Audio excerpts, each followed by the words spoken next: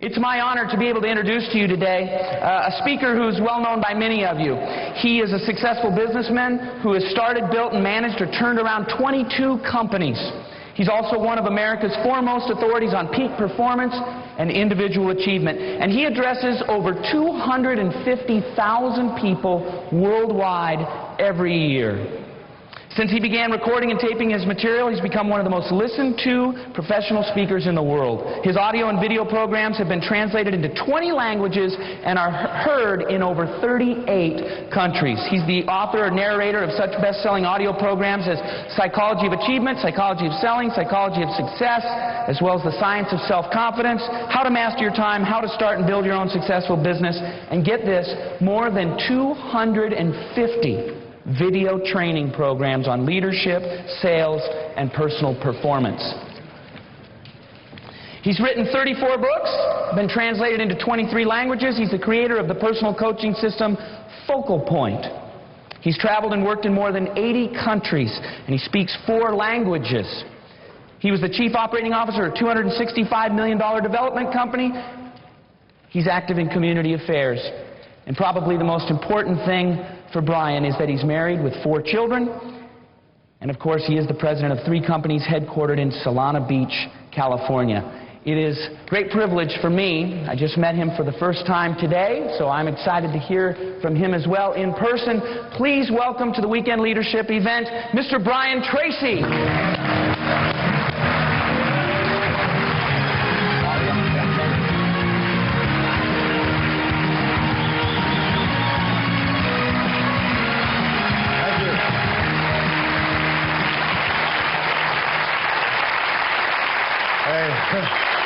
I love you guys. Thank you. Sit down. Please sit down. I have some good news for you. More people are going to make more money in the next few years and become millionaires than in all the years of American history. And 80% of those people, 4 out of 5, are going to be people like yourself who own their own businesses and who come to these seminars. And my job is to help you to be one of those millionaires, and your job is to learn what you need to learn and to apply. Is that a good goal for our 2.5 hours together? Say yes. Now, when Kyle invited me to come here to speak, he said, you know, this is a very, very high-class audience. It's a very elite group. They're in the top 5 or 10% of people in America. He said they're all millionaires. And so I want you to know it's a real big honor to be here with so many millionaires, because what I've discovered since I got here this morning is that everybody here is a millionaire, or you intend to be in the future. Is that correct? Say yes. Okay. Now, I can't tell you how important that is, because future intention determines present action.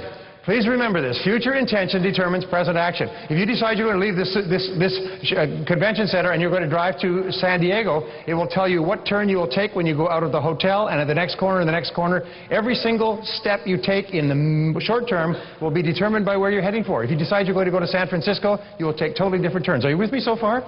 So therefore, future intent determines present action.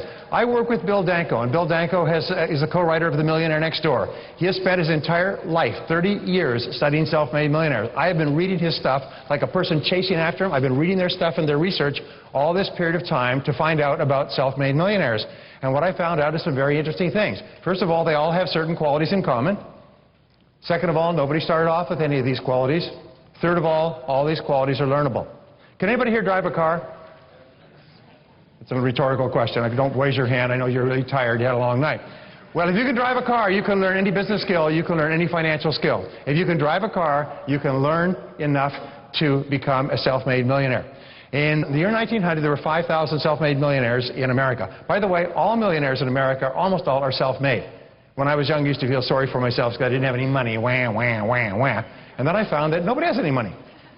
Everybody starts off broke. As a matter of fact, if you look at what the Founding Fathers wrote, the Founding Fathers designed America to be a country where people could come with nothing, basically with satchels of everything they owned off a boat at Ellis Island, and they could start off here, and by working hard, and as Chris said, by developing character and talent and working hard, telling the truth, and paying as little taxes as possible, they could eventually become prosperous and successful, if not millionaires. So don't feel sorry for yourself, by the way, if you started off with difficult circumstances.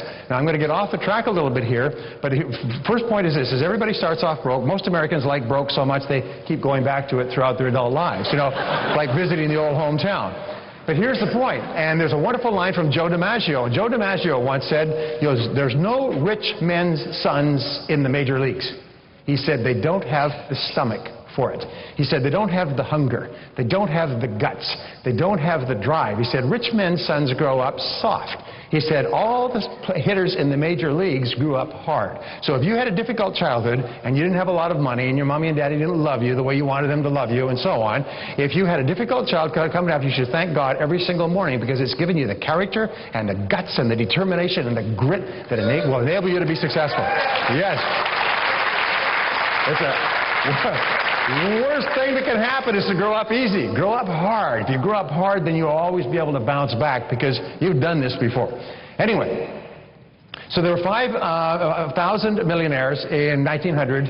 In the year 2000, there were 5 million. By the year 2010, 2020, there'll be 10 or 15 million millionaires. And your job is to be one of those millionaires, and my job is to get you there. Now, here's a question. How many people like to double their income? You say yes? Okay. If I could show you how to do it, would you give it a try?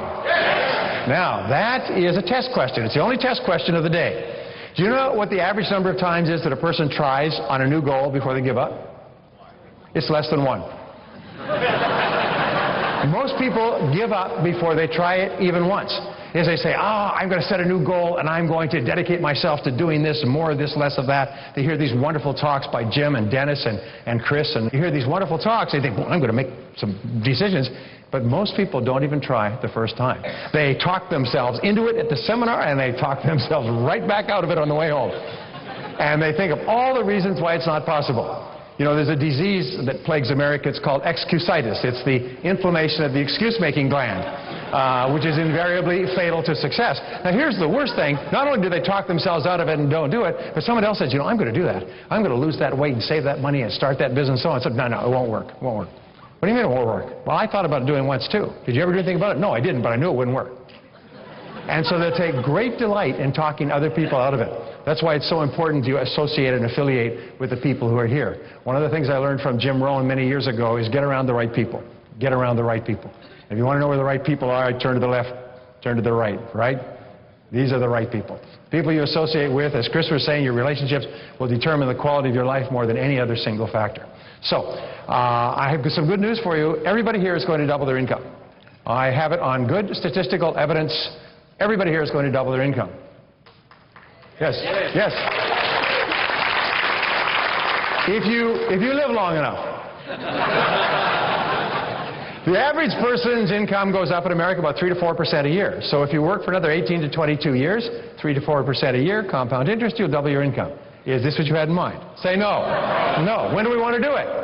Now. All right. Now, I have to show you something. This is a chart. I hired a consultant to come in and work for me some years ago when Dale and I were working together, and he was going to study every part of my business. At the end of it, he left me with a lousy T-shirt and this graph and a bill for several $1,000s. But I think the graph was worth it because the graph is a picture that once you have it, you could apply it not only to your life but to different aspects of your life.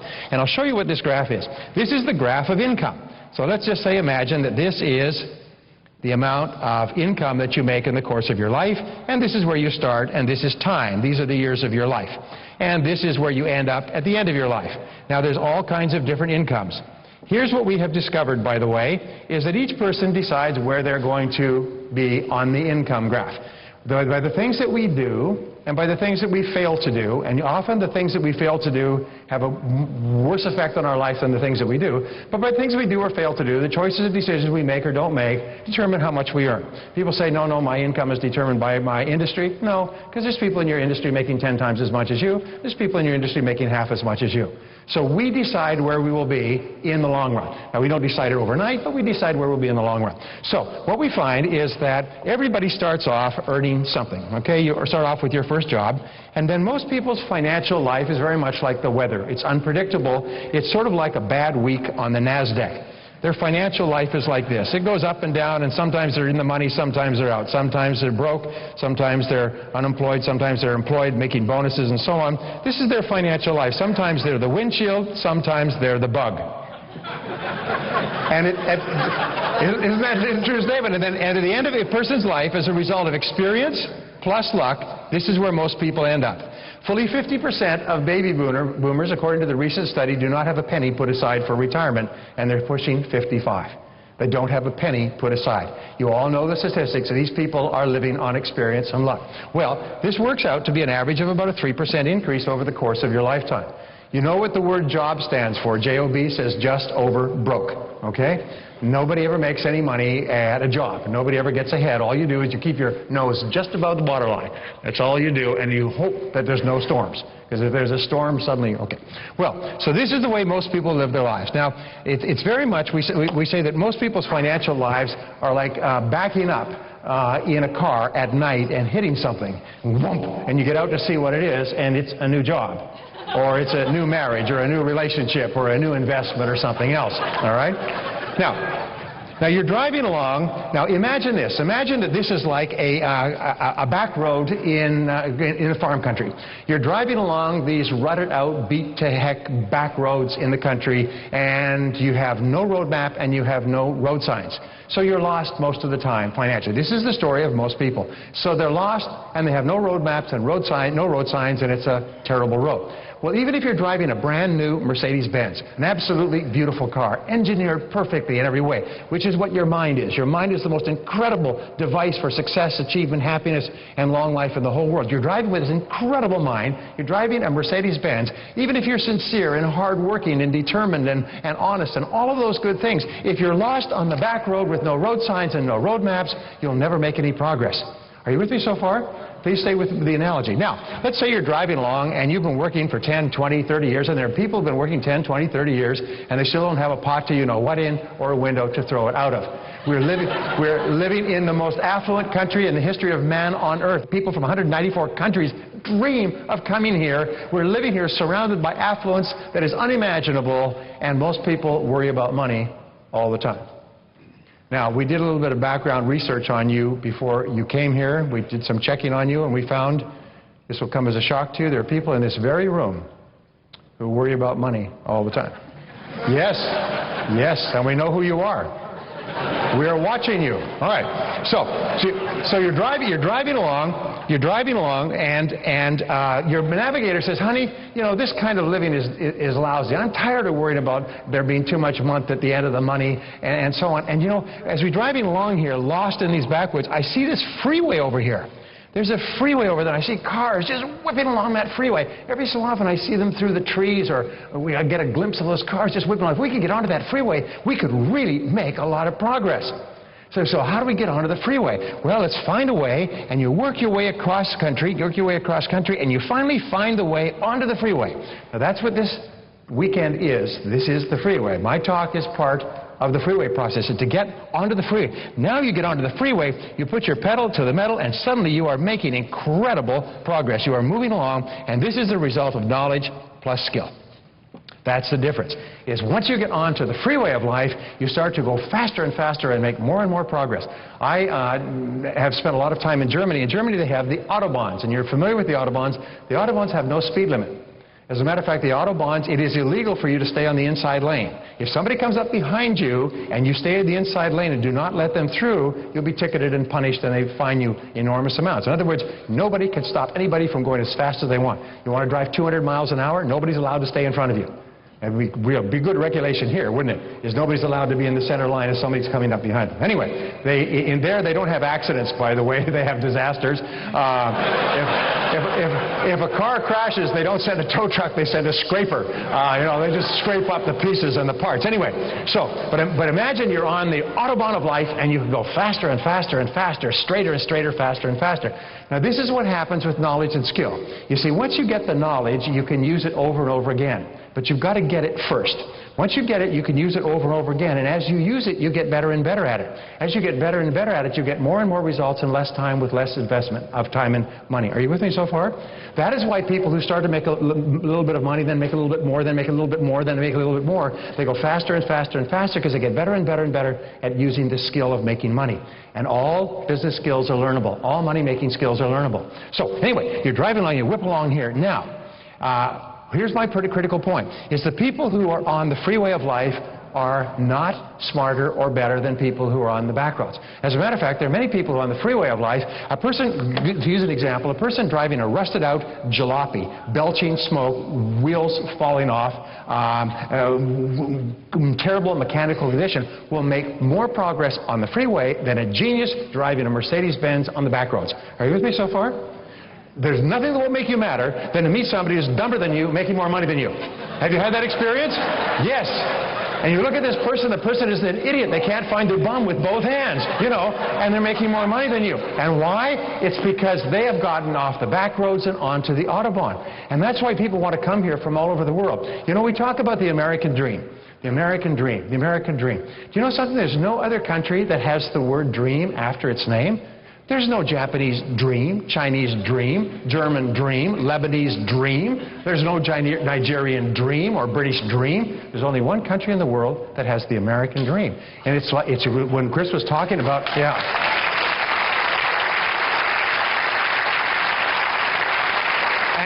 And so I've given this a lot of thought, and I can come to the conclusion that the American dream is basically two things. Many other things, too. It's two things. First of all, it's freedom. Like Braveheart, remember Braveheart? Freedom! We love to be free. So you get onto the high road of life and you go faster and faster and faster. Now our job is to get onto the high road, and the key to getting onto the high road is knowledge and skill. Now here's the difference, and this I don't know if you can pick this up, but this is the amount of money that you'll earn through the course of your life. It becomes more and more and more and more, and this is the amount that you'll end up with at the end of your lifetime. And this is controlled. Being on the back roads, the farm roads of life, are random, but being on the high road of life is controlled. And your job and my job is to get our finances under control, to get going straight ahead, to make every effort count, to make more and more money, and to end up financially independent. So the American dream is two things, freedom and financial independence. We want to have enough money so we can order from the menu without looking at the right-hand column to see how hungry we are. We want to have enough money so we never have to worry about money again. Is that a good goal? Say yes. Now remember, everybody starts off behind the eight ball. The very few people that start off with money usually lose it fairly quickly. They blow it, they burn it up, and so on. But people who've had to earn it the hard way can keep it. So our job is to get there. Now, I have to ask you another question. Who's the most important person in this room? Well, do you know something? You're right. You are the most important person in this room. You are really, really important. You are so important it is unbelievable. To yourself, you're the most important person in the whole universe. There's a definition in the dictionary called a solipsist who practices solipsism. And a solipsist is a person who believes that they are the center of the known universe. And solipsism believes that everything in the universe revolves around them. Most of these people get into politics or show business. But to a greater or lesser degree, the word comes from the Greek, is we are all solipsists. We all see the world from ourselves. So in terms of your own self, you are the most important person in this room and the most important person in the world. But in terms of your family, you're very important. In terms of your parents, from the time you were a child, your friends, your customers, your co-workers, the things that you do make you a terribly, terribly important person. And the reason that I emphasize this is because how important you feel you are is the critical determinant of how much success you'll have in life. How important you feel you are, how much you like yourself and respect yourself, is the critical determinant of everything that happens to you. You know, and Dennis has taught this, and Jim has taught this, and I've taught this.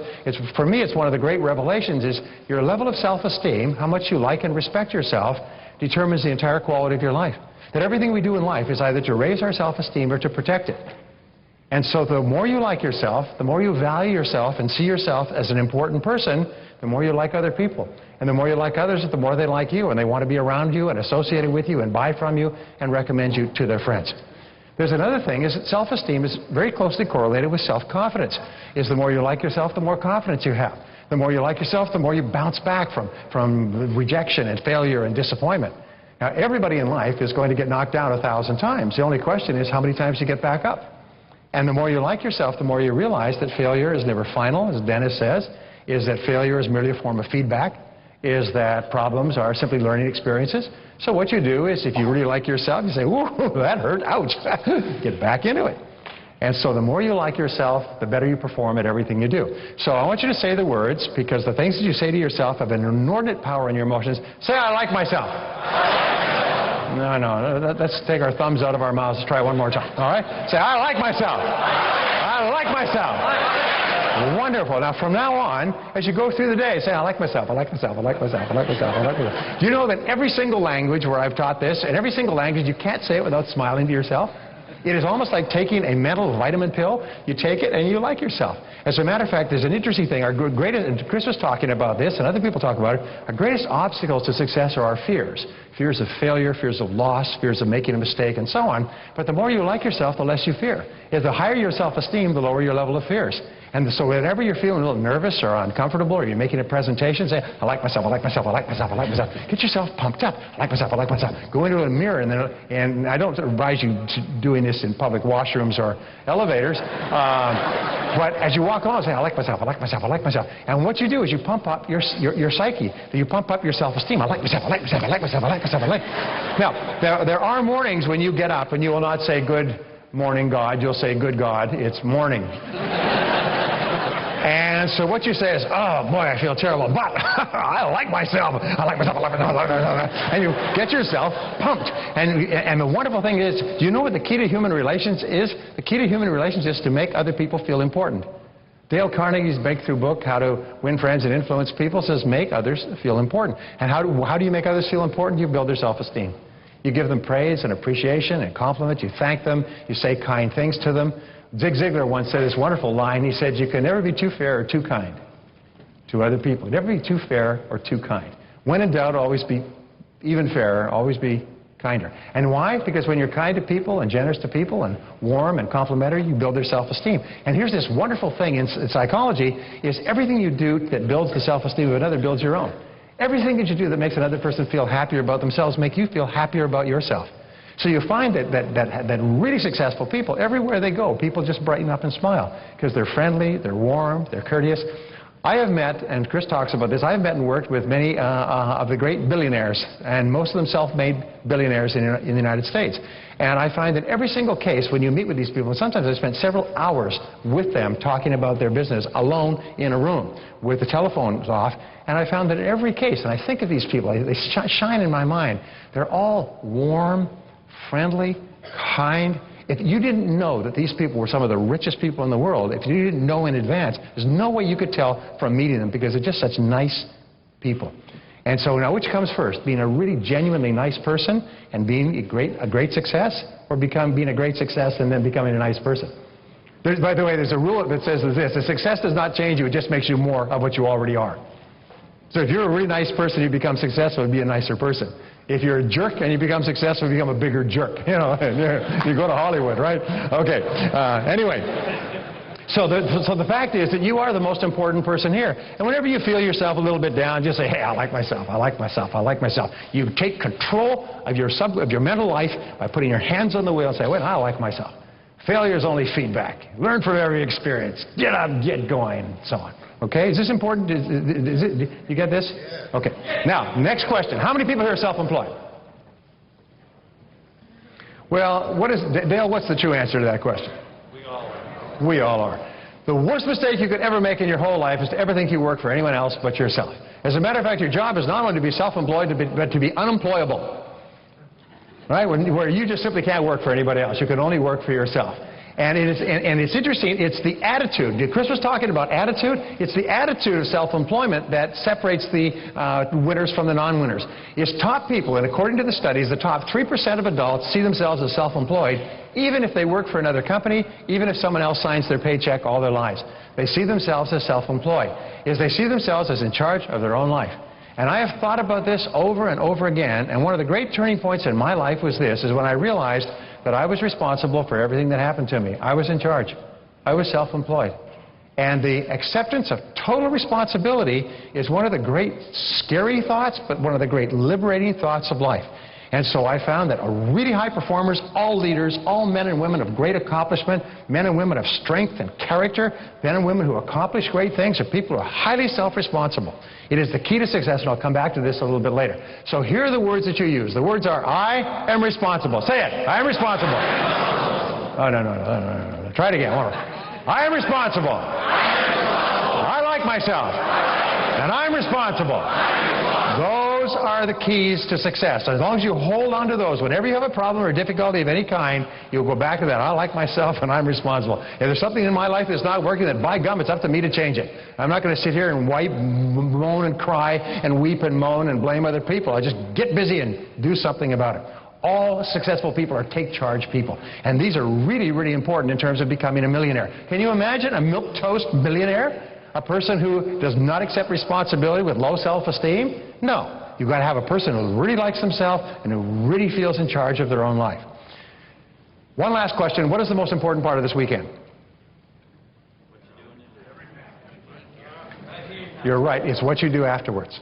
It's not what we learn, it's not the pleasure that we have, it's not the interaction, it's what you do afterwards. Now, I've learned a very interesting point, and this has been borne out in 50 years of study. The most identifiable quality of successful people is that they're intensely action-oriented, is they're moving fast, they're in action. They hear a good idea, they move quickly. They don't sit there and think about it. When you sit there and think about it, what happens is the energy goes away. So you'll find that the most important part of today is what you do afterwards and how fast you do it. Now let me ask you a question. If you take action on any item, any idea, only two things can happen. What are they? You succeed or you fail. Okay? It works or it doesn't work. If it works, what do? You do more of it. If it doesn't work, what do? You learn from it quickly, get smarter, and try something else. But you cannot lose from taking action. You can only lose from not taking action.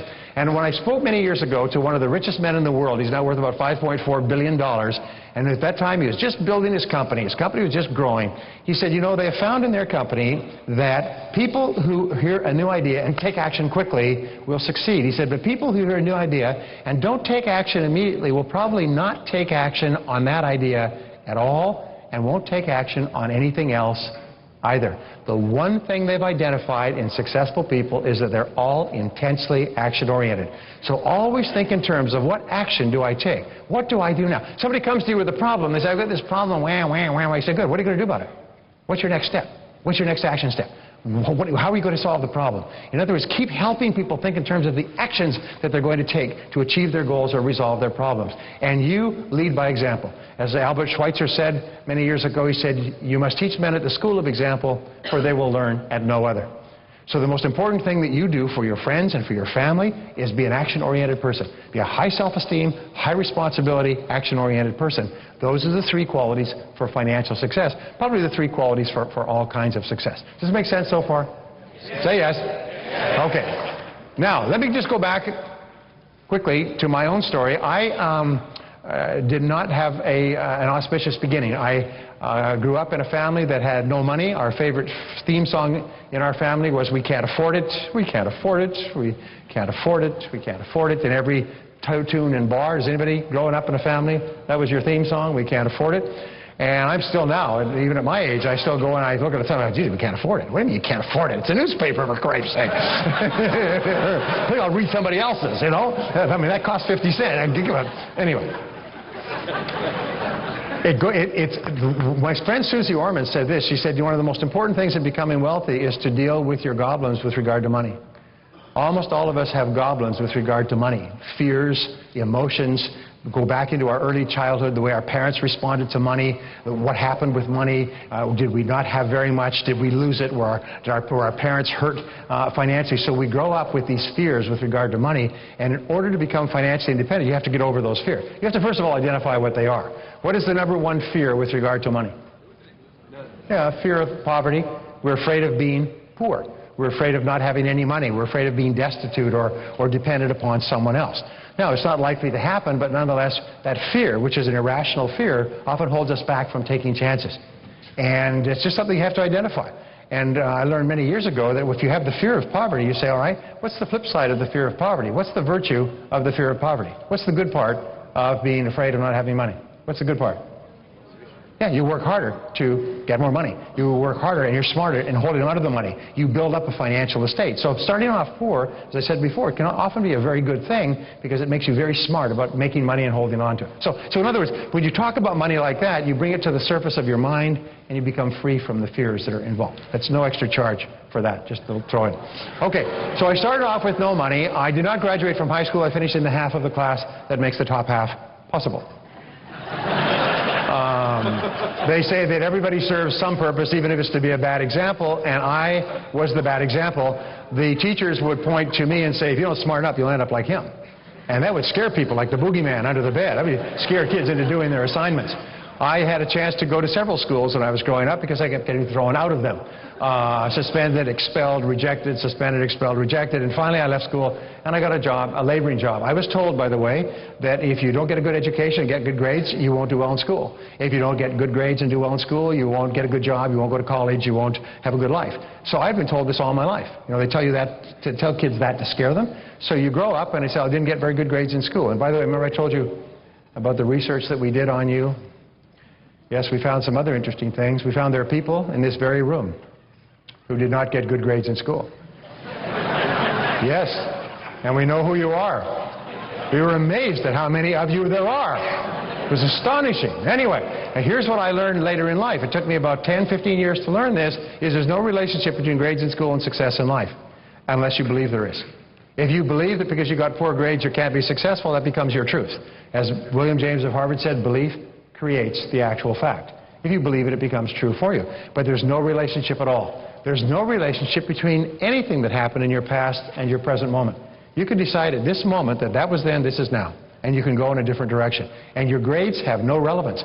Forbes does the Forbes 400 every single year, and they do brief biographies of people in the Forbes 400.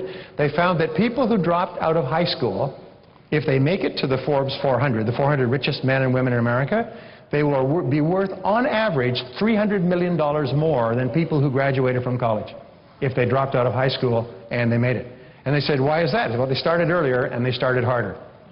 And they got much smarter, much faster. They had a big leap on people who are still going to college, drinking, and so on. They're already there starting their third or fourth or fifth business because they dropped out of high school. So if you got lousy grades in school, you should say, thank God I got lousy grades in school. Because that's the key to your success. All right, so anyway, my first job was a laboring job. I was washing dishes.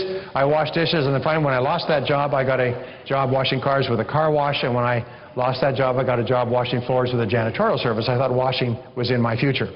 My wife is very kind about that. She keeps giving me things to wash, dishes, children's bottoms, things like that. And lost when you're young is a euphemism for non-voluntary career redeployment. This is where you get a chance to explore new careers unexpectedly. Today they have severance programs to the end of the month. The severance program was to the end of the day, or sometimes the end of the hour. They used to fire you at either 5 to 12 or 5 to 5. I know because I had experiences of both. And they come up to you looking like you'd been sentenced to death and they were the executioner, and they say, we won't need your services anymore, here's your final pay, there's the door. So I'd go from place to place, and I'd say, I'm looking for a job, and they say, well, we don't need much help right now. I say, well, I'm the right person for you, because I won't be much help. And that wasn't helping me much. And I went from place to place, desperate, lined up for employment, did day labor, worked as a gardener. I dug ditches. I worked as a construction laborer, carrying heavy things from place to place. I worked in sawmills, stacking lumber. I worked in the brush with a chainsaw. One summer, I dug wells. Now, digging wells is like a metaphor for government service. That's where you start at ground level, and you work down rather than up. And when you succeed, you fail, because when you find water, they fire you. Well, what's that? Looks like water. Well, cover it up. We need 2 more days' work here. Well diggers are not highly motivated, because if they find water, they put themselves out of work. It's like in the government, you're allowed to tinker with problems endlessly, but never solve one. Because if you solve a problem, then you put otherwise unemployable people out of work. So I would go from place to place. I worked on farms and ranches. When I was 23 years old, I was an itinerant farm laborer. I was sleeping on the hay in the farmer's barn. I was arising before dawn each morning and working all day to get the harvest in before the first frost. I ate with the farmer's family in the kitchen of the farmhouse. I was uneducated, I was unskilled, and at the end of the harvest, I was once more unemployed. And when I could no longer get a laboring job, how many people here are in sales? Well, that's what I got into too, when I couldn't get a laboring job, so I know where you're coming from. Yeah. And so I got into selling, and I was not afraid to work. Did you notice that selling is clean work? It's not digging ditches, it's not farm labor, it's clean work. So they gave me the 3-part sales training program, which is pretty much what we get in life. Here's your cards, here's your brochures, there's the door. After 1 month, they give you the first motivational program, which is, hang in there. After 2 months, they give you the real motivational program, is they sit you down and they look at you quite grimly and they say, look, if you don't sell something, pretty soon we'll have to fire you. They're not even paying you anything. You're working on straight commission cold calling, and they're going to fire you. You don't even have a desk. Now, that sometimes makes you so mad you go out and sell something just to spite them. All right? Well, I was hanging on by my fingernails. After about 6 months, it's a really important point for me. After about 6 months of hanging on by my fingernails, when I made a sale, I had to have the commission immediately because I had to get back to my boarding house. I was paying a couple of dollars a night for a room in a boarding house, and I had an ex-Gestapo landlady. Her motto was no pay, no stay, no credit, nothing. So finally, there's this one guy in our company. He's making 5 or 10 times as much as anybody else. He's got a pocket full of $20 bills that would choke a horse. I get up at 6, 7 o'clock in the morning, and I'm out there in the parking lot at 7 o'clock when people come to work. I'm working all day. I take a brief lunch, dinner between 5 and 6, and I go and knock on doors and apartment doors in the neighborhoods after dinner until 9 or 10 o'clock at night. If the light was on, I'd knock on the door. I even woke people up in their pajamas to try to sell to them. Not a good start for a sales conversation. And this guy would roll in around 9 o'clock. Prospect would come in around 9:15. They'd sit down, have a nice little chat, cup of coffee. He'd talk to them a little bit, write some on paper, and pull out his check and write a check. And he'd go out in the morning, he'd make a couple of sales, come back, have lunch with a customer, make another sale, make a couple of... I was making 1 sale a week. This guy was selling with both hands like a faro dealer in Reno. I mean, it was unbelievable. And I finally, and everybody looked at him, and great, So finally I went to him and I said, tell me, what are you doing differently from me? How come you make so many sales? And he said, well, show me your presentation. I'll critique it for you. I said, you show me yours and I'll show you mine. I said, by the way, how do you define a sales presentation? He said, well, a sales presentation is a logical and orderly process where, first of all, you separate prospects from suspects. You then establish rapport with them. You don't try to make friends with people who have no money, I mean, obviously, or not qualified. You then identify their needs by asking them questions. You show that our product or service is the very best, all things considered, to satisfy their needs. You answer their questions or objections. You get them to take action, and then you get resales and referrals from the same people, which loops you back into prospecting. I couldn't believe it. I was writing this all the time. There's a logical process to it. I couldn't believe there was a logical process to it. I was using the blah, blah cell. Blah, blah, blah, blah, blah, blah, blah. I was hoping people would stop me and buy, and nobody was. So I wrote it all down. I said, well, don't you say this? He said, no, you don't say this. You ask questions. And so I realized that telling is not selling. Asking questions is selling. So I went out and I began to ask questions, and I would go through a logical process and make sure it was a prospect before I began talking, and then take some time to get to know them a little bit better so that we had a feeling of rapport and so on, and then identified their needs, and my sales started to inch up. And then I said, well, what else can I do? He said, have you read any books on selling? I said, are there books on selling? Well, there's thousands of books on selling. They've been written by some of the best salespeople in the history of the world. So I went out and began reading 1 to 2 hours every single morning. I'd get up at 5 o'clock and read 2 hours every morning and take notes and write them on 3x5 cards and carry them around with me. And I learned what to say and how to answer objections, how to get appointments, and how to work on the telephone. And my sales began to go up. And then I began to listen to audio programs. I still remember my first audio programs on sales. I thought I'd died and gone to heaven.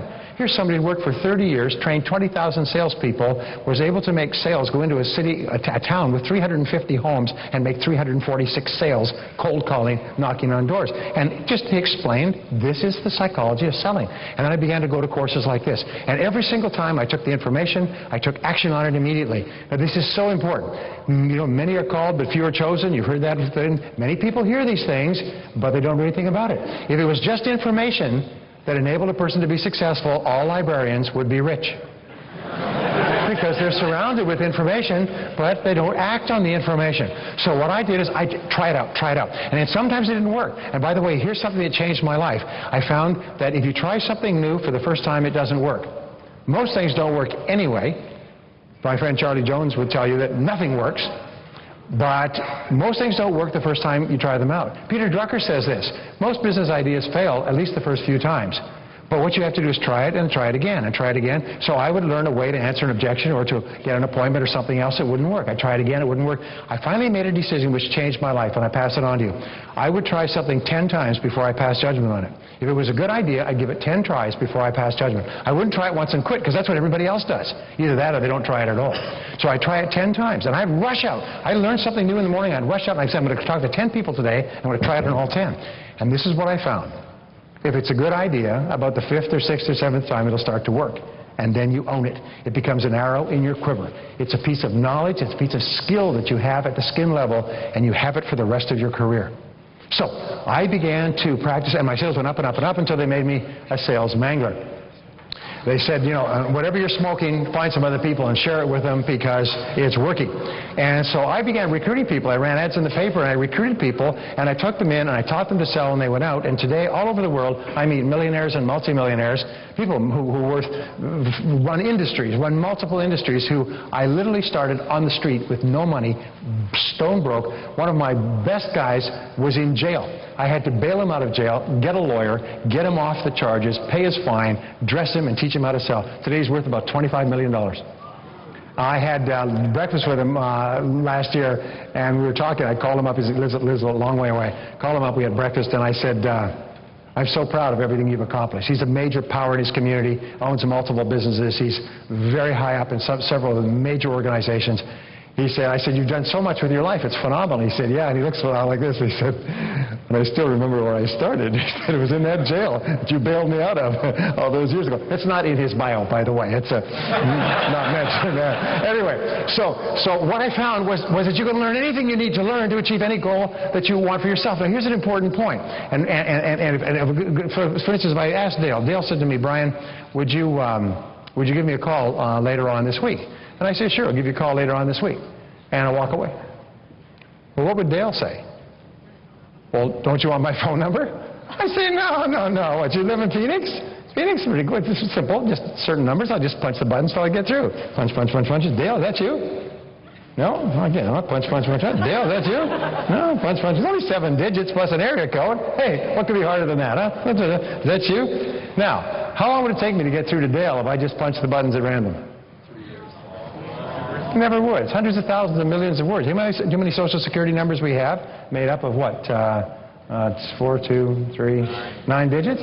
Here's 10 digits. In other words, hundreds of millions. I would never get through to Dale.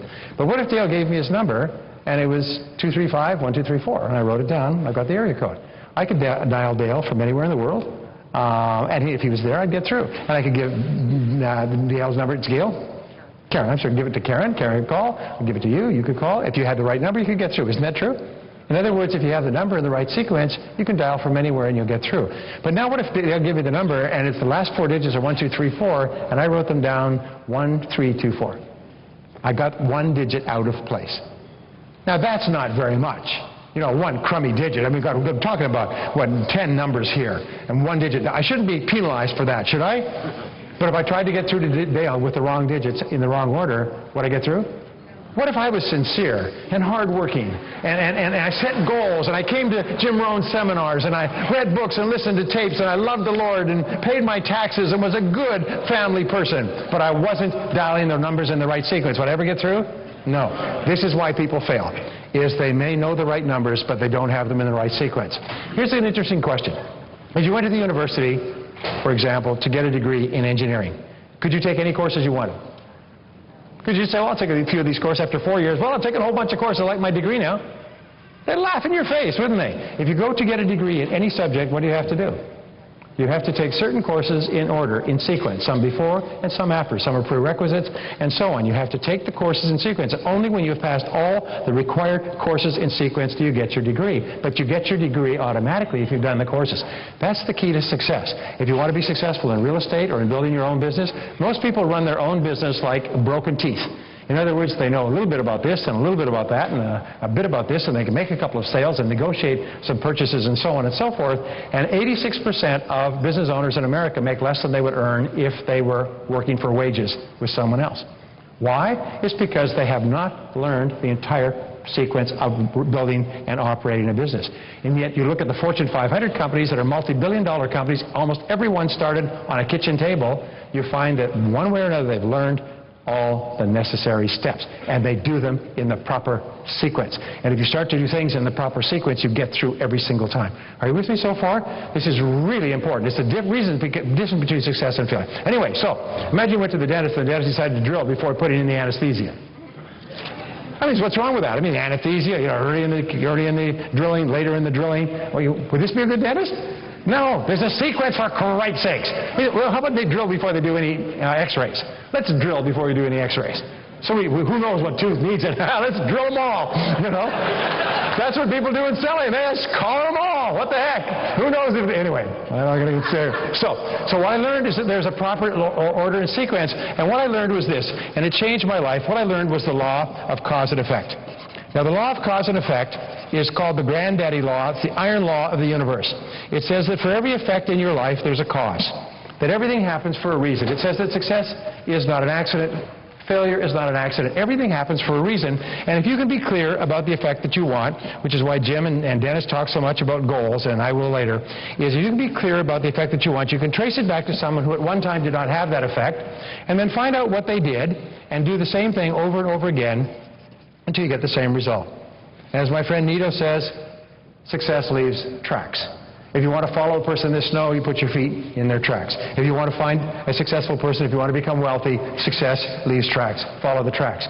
You've got most people who want to become wealthy are trying to make their own trail. You know, don't go where every other person's gone. Go to where no one has gone and blaze a new trail. Yeah. You know what they call a pioneer?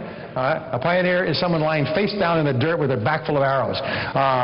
You know, that's not your goal. If you want to be successful, what you do is you find out hundreds of thousands of millions of people who started from nothing and become wealthy, and you do the same thing. Only after you reach the end of their trail do you begin to make your own trail. But you don't start making your own trail at the beginning. So you do what they do over and over again, and here's what I learned. Nobody's smarter than you, and nobody's better than you. Nobody's smarter than you, nobody's better. People who are on the fast track are not better than you, they're not smarter than you, some are dumber than you, some have fewer talents, fewer abilities, less intelligence, less opportunities, but they're doing the cause and effect relationships. They're learning from other people. I've spoken to many people who have come over to this country from other countries. I'll give you a great story. I could tell you so many stories. I was doing a talk in Los Angeles. We were doing an infomercial that was being videotaped. They had a studio audience. And during the break, one of the gentlemen in the studio audience stood up and said, I'd like to explain why I'm here to be in this audience while Brian Tracy is making this film. And he was from Pakistan. And he was beautifully dressed. And he stood up. He said, I am from Pakistan. He spoke very well. He said, I came over to the United States 3 years ago. He said, my uncle and my brother had signed my papers, so he was legal. So he said, I came over here to work with them in their company, and by the time I got everything cleared and I'd gone to university and cleared up and come here, their company had gone broke and they both moved away in different directions. When I arrived in Los Angeles, they were gone, I knew nobody, and I was penniless. He said, I didn't know what to do. He said, I had no idea how to succeed in America. He said, and I was walking along, and one day I walked past the University of Southern California, UCLA, and I had gone to university in Karachi, and I knew a little bit about university, so I sort of drifted onto the campus. I didn't even have a place to stay. He was essentially homeless. He was carrying all of his stuff in a bag. He said, and he went to the dining room where they line up at the cafeteria and they leave their food, and he would sit down next to somebody, and when they were finished, he'd slip over and he'd eat what they hadn't eaten, and this was a good way to get food, and he started to sleep in the bushes on the UCLA campus. In the daytime, he would bundle up his stuff. He'd wash in the bathrooms. He'd hang around the university. He looked like a homeless person, dirty, unkempt, ragged, lousy clothes, typical student. He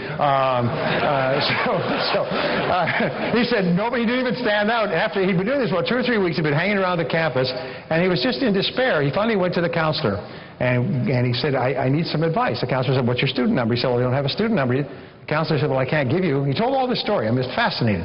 He said, I can't give you advice or counseling because I have to log in the people that I work with. He said, well, what is the problem? He said, well, I came from Pakistan. He told him his story. He said, I don't know what to do.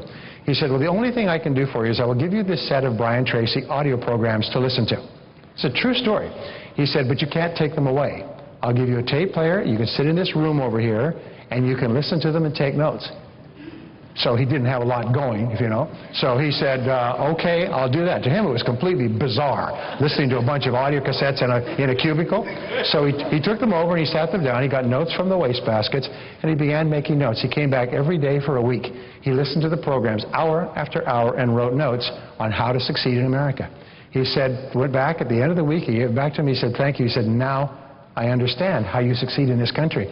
He walked out. He said that was 2.5 years ago. He walked in. He said, I drove my new Mercedes to this filming. He said, I own 2 companies. I'm worth $2.5 million.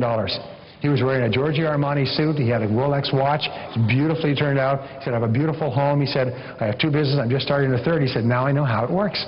And now I can do it over and over again.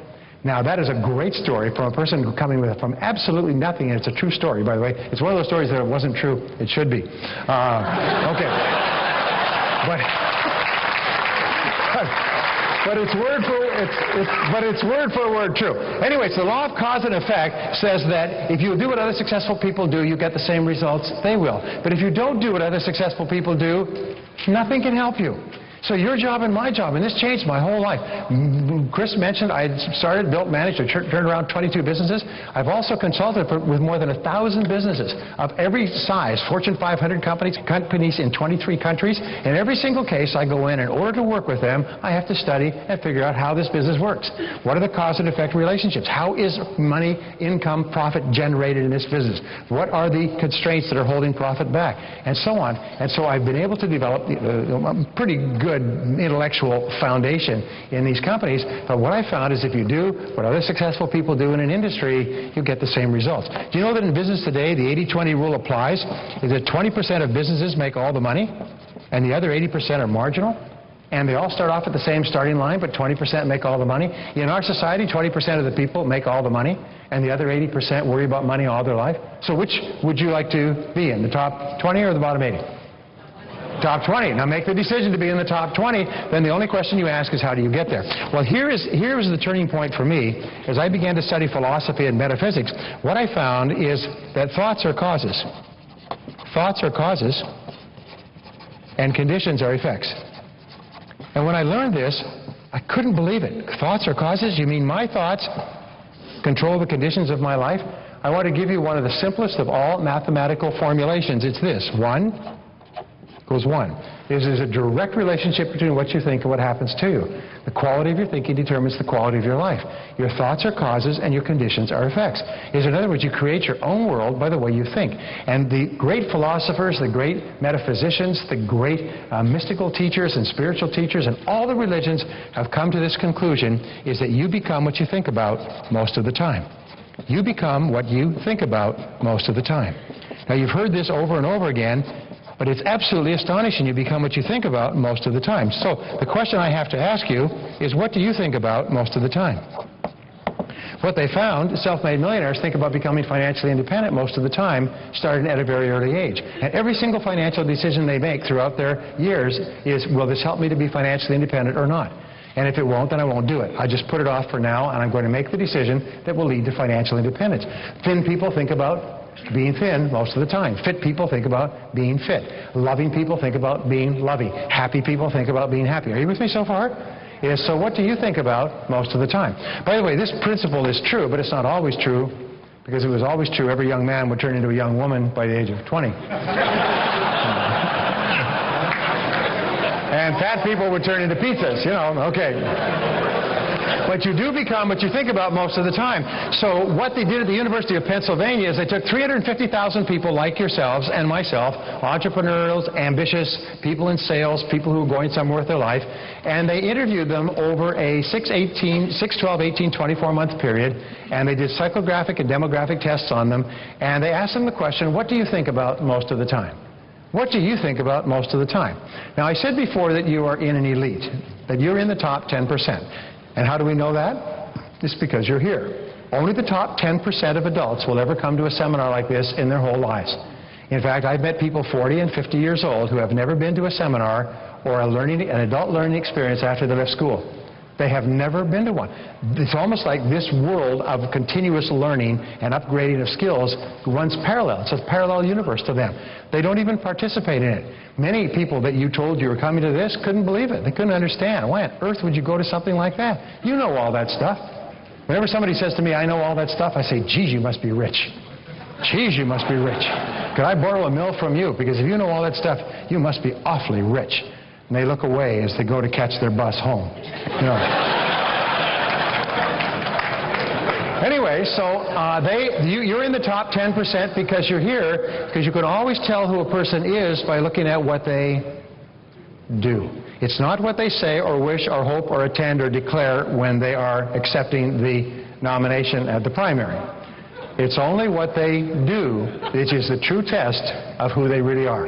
Remember this, there's an awful lot of attempt to fool people by saying, you know, watch my hand, watch my hand. Don't ignore what I do, just watch what I promise to do. No, always just watch what a person does, because what a person does is the true expression of their real values. Only action is action. Anyway, so if the fact that you're here means that you're in the top 10%, not because of thoughts or feelings or wishes or hopes or intentions, but because you're here. You've made the supreme effort and sacrifice to be here. You've made a decision, like crossing that line in the Alamo, I'm in the top 10%. Whether you knew it or not doesn't matter. Now you do. You're in the top 10%. The only thing you need to do now is to make it a reality. People say, if you knew how much I was making, you wouldn't say I was in the top 10%. Here's one of the great rules. It doesn't matter where you're coming from in life. All that really matters is where you're going. And you've made the decision to be in the top 10%. Is that true? Say yes. Yes. Good. Okay, it's just a matter of getting there. Now, so they did this study with 350,000 people like you and I. They sliced and diced them by percentiles, the bottom 10%, next 10%, and they took the top 10%. They found people in the top 10% think differently from people in the bottom 80 or 90% in some very profound and life-changing ways. Now, can you imagine how people think and what people think about most of the time in the top 10%? Can you guess? What do people in the top 10% think about most of the time?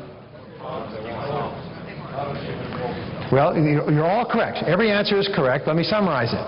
They think about what they want and how to get it most of the time. They think about what they want and how to get it most of the time. Unsuccessful people think about what they don't want, what makes them mad and unhappy today and yesterday and when they were children, and who's to blame. Unhappy, unsuccessful people are always talking about what they don't want and who's to blame. Successful people are always talking about what they do want and how to get it. So I'm going to teach you an operative word. This is a word that you're going to use for the rest of your career. This is the word of the high achiever, the self-made millionaire, the truly successful, positive, happy person. The word is how. Say how. From now on, when you have a goal, the only question you ask is how. If you have a problem, how do you solve it? Have an obstacle, how do you overcome it? Have a financial goal, how do you achieve it? If you have excess weight, how do you get rid of it? If you want to be healthy, how do you achieve it? The only thing you ask is how. Now, whenever you ask the question how, it forces you to take complete control of your life, to accept responsibility. It raises your self-esteem, gives you a sense of personal power and self-confidence. The word how is almost like a miraculous word, because only action-oriented people ask the word how. Everyone else says, what are you going to do? When's it going to happen? Wah, wah, wah, wah. Ah, shut up. The top people say how. We've got a problem. How do we solve it? Wait till she gets in here. She'll find a solution. Because they know when you come in, they say, we've got a problem. Good. How do we solve it? What's the problem? What do we do? How do we minimize the damage? How do we solve the problem? Not who's to blame and who did this and who should have done that and everything else. Worry about that later, if at all. For now, let's put the fire out. Right? Top people are people like heads of SWAT teams. They say, oh, those nasty people took that building. What are we going to do? We should pass a law. You know, no. What they do is they say, hit a building, kill them all, let God sort them out. You know. Anyway, I'm sorry. That's old programming. We live in California. We sit under triangles and put crystals in our armpits out here. Okay. Light incense and say Om, Om, and the money will come. Om, Om. Yeah, you're going to get a quarter in this hand, a nickel in that hand, and that's all you're going to. Anyway, So what they found is people in the top 10% are people who think about what they want and how to get it most of the time. And that's what your job is, to think about what you want and how to get it. When I talked about getting off the low road onto the high road, the turning point in your life, we say, look at all those people on that high road. Those people are doing so well in life. How do we get onto that road as well? The very fastest way is you find somebody who's successful and you go and say, how would I get onto the same road you're on? And here's the most wonderful thing. You're surrounded by some of the most wonderful people in America. And I'll tell you this, every person in this room, if you ask them, what advice would you give me to be more successful? They'll tell you the best they've got. They wouldn't give you their third best idea. If you turn to the person next to you and you said, what's the very best idea for success that you would share with me based on your experience, they'll give you the best idea they could think of. Here's an exercise I did. I want you to think about the answer to this question. If someone were to ask you, a young person, say, what is the most important success principle you ever learned? What's the most important success principle you learned to help you to be successful? What answer would you give? I was working with a large company. We were doing an international seminar, and I just spontaneously said, I'll tell you what, if everybody here will just write down their answer, their one word of advice, and bring them up here and just put them on the stage at the break, we will take those and we'll publish them all, and everybody who gives us an answer will get the answers from everybody else. We did that. The company's sales went up 500% in the next 3 years because they all had the best success principles for everybody. So if I were to ask you that question, would you have an answer? Yeah. All right. And what I want you to do is I want you to turn to the person to the right and left of you, and I would say, what would be your answer? What would be the best success principle you could think of if I was to ask you one success idea? What idea would it be? Turn to the person next to you and give them your best idea. Go ahead.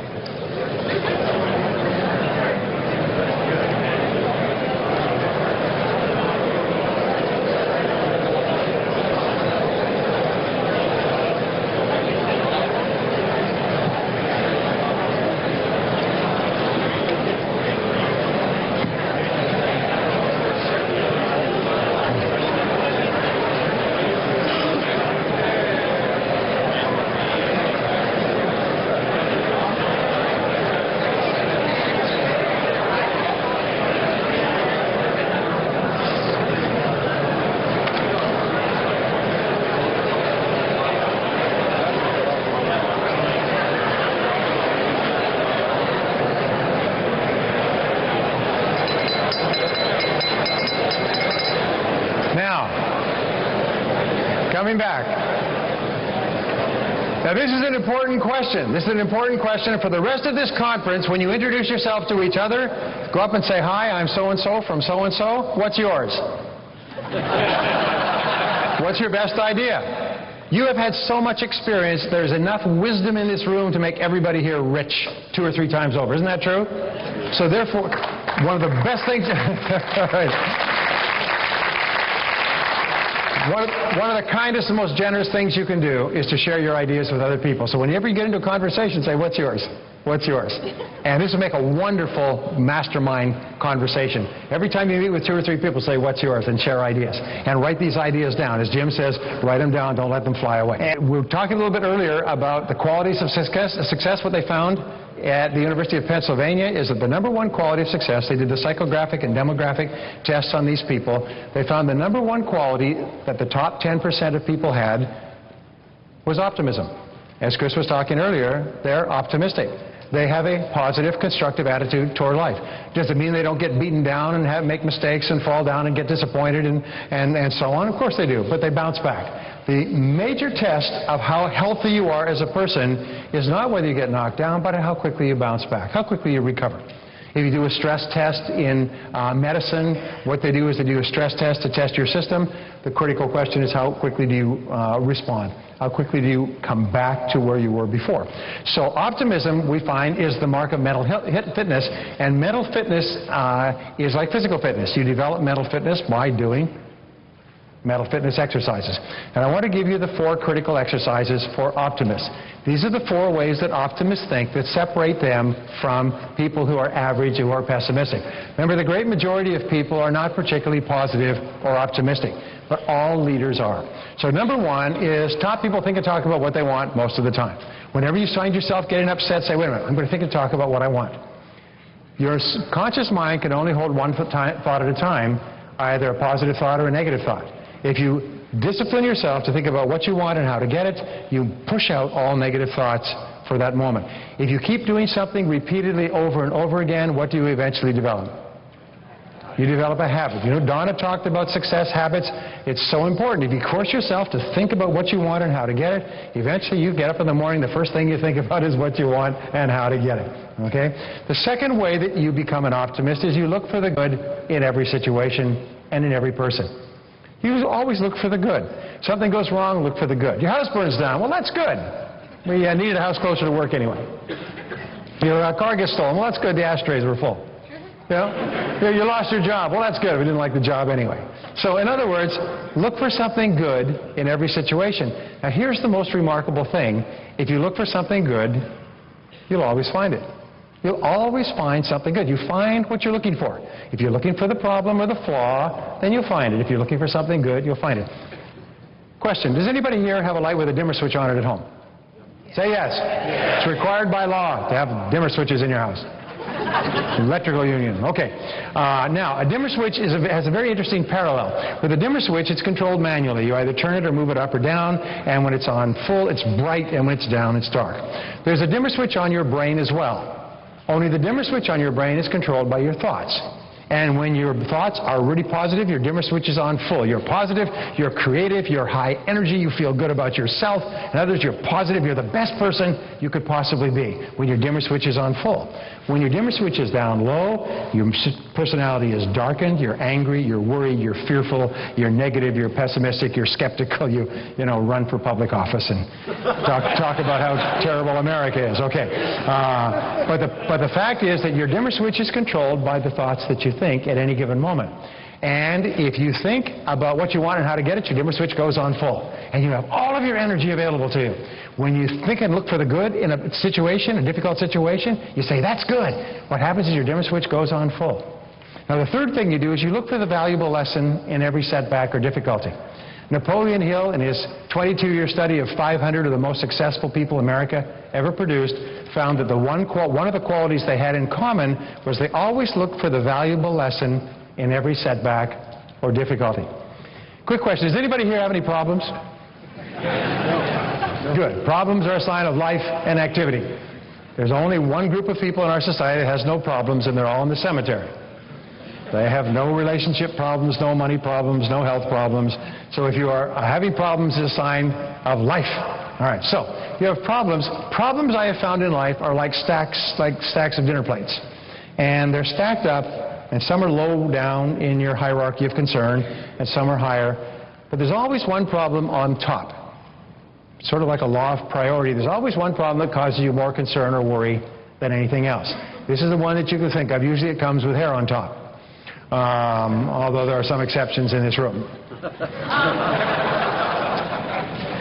So I want you to take as an exercise, this is very important, by the way, and this is a go-forward exercise for you and your family and other people for the rest of your life. I want you to take the biggest problem you have in life and imagine that this problem has been sent to you containing a lesson. My friend Norman Vincent Peale used to say, when God wants to send you a gift, he wraps it up in a problem. When he wants to send you a big gift, he wraps it up in a big problem. Most people get so preoccupied with the wrapping, they don't look for the gift. The gift is the lesson. And my promise to you is that every problem you'll ever have contains a lesson that is in most cases more valuable than the problem itself. In fact, the lesson may be what you need to learn to become rich and happy. It's almost as if there is a great power in the universe that wants you to be a big success, wants you to be happy and prosperous, but this power knows you can only achieve it if you learn the lessons necessary on the way. So at the exact right time, this power will send you the lesson wrapped up in a problem. Your job of the superior person, is to look into it and say, what am I meant to learn from this problem? What am I meant to learn, and what else am I meant to learn? And what else am I meant to learn? Keep drilling down, because sometimes one big problem contains a whole series of lessons that will profoundly change your life if you can recognize the problems. And as Donna said, by the way, if you don't recognize the solution within the problem, it'll come around again, only this time it'll be more expensive. And if you don't get the lesson then, it'll come around again. This great power will keep sending you the lesson until you get it. And then once you pass that, you go to the next lesson and you have the next problem. So your job is to say, what am I meant to learn from this situation? And my promise to you is you'll always find a lesson, and while you're looking for the lesson, your dimmer switch will be on full. You'll be positive, you'll be optimistic, you'll be forward-thinking, you'll be more creative, you'll be more relaxed, you'll be more open, you'll be the best person you can possibly be. Now, if you want to be a great help to other people, when they are talking about their lives, say, what are your goals? What are you trying to accomplish? Help your children, help your staff. When they have a problem, say, what's good in this? Because there's always something good comes from every difficulty. What's the lesson that you're meant to learn from this? You help them to think creatively and positively and optimistically as well until it becomes a habit for them as well. Remember the old saying, you become what you teach. You learn what you teach. So therefore, when you teach these principles to others who can benefit from them, you actually internalize them more and more yourself until they become an automatic part of the way that you deal with life. The fourth key to optimism is to feed your mind continually. Come to courses like this, listen to audio programs, read the books, talk to positive people. Keep feeding your mind. Just like if you wanted to have a healthy body, you'd eat really nutritious foods. If you want to have a healthy mind, take in positive, nutritious, what Jim calls mental protein rather than mental candy. All right? Now, what we have found is that optimists have three remarkable qualities. Optimists, by the way, start off with an unrealistic expectation of success. What does this mean? That means they really expect to be successful in advance. They expect that everything that happens is positive in some way. They expect that every setback contains a lesson. They expect to be wealthy. An attitude of positive self-expectancy, expecting to be successful well in advance of success, improves your attitude, puts your dimmer switch on full, makes you more positive and creative, makes you more resilient to difficulties. You just keep getting up and you keep going like the Energizer Bunny. You just keep going and going and going. So there's three qualities that optimists have. Number one is they learn more things. And you know, we say that in our modern world, cause and effect means learn and do. They learn more things. As a result, they have more knowledge, more information, more insights, more skills, more ability to deal with our world today. Number two is they try more things. Now, I told you that I didn't graduate from high school, but in my 30s, I went to university and got a business degree. And in taking a business degree, you have to take a course called probability theory. Did anybody ever take probability theory? It's a terrible course, isn't it? It's awful, awful course. And the only one thing you learn from probability theory in retrospect is that there's a probability that everything will happen. And that these probabilities, is that true? That these probabilities can be calculated by a series of very, very sophisticated ways. All of life insurance is based on probability. All the stock market, the world of finance, probability is a major, major factor in life. And there's some great theories for probability theory, for predicting probabilities. So here's, if you flip a coin, the probability that it will come down heads or tails is what? It's 50%. 50-50 no matter how many times you flip the coin. The probability never changes. Your job in life is to increase the probabilities of success. Now, how do you increase the probabilities of success? Number one is you learn more things, so you have more understanding. And number two, you try more things. And if I was to tell you the keys to success, you'll find that all successful people try more things. And is there any guarantee that you will be successful? No. You will fail more times than you succeed, but if you try more things, it's like throwing darts at the dartboard. If you keep throwing darts over and over again, even if you're a complete idiot, what must you eventually hit? You must eventually hit a bullseye, and that's why you meet complete idiots who are rich, is they just kept throwing darts and they hit a bullseye. You know that story about the guys get together at the high school reunion after 20 years and the dumbest guy in the class is richer than all of them put together? And they said, how on earth could you do this? I mean, you weren't very much of a student. He said, well, I found this manufacturer that sold stuff for $1, and I could import it and sell it for $3 and make a profit. He said, it's amazing what you can do on 3% profit.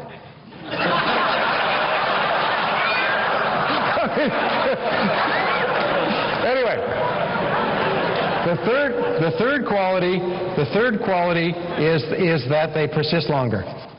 Now, all that you will ever learn from me and Jim and Donna and Dennis and everyone and Charlie is the same things. Learn more things, read, listen to audio programs, go to courses, try more things as a result of what you learn, take action, and then persist longer.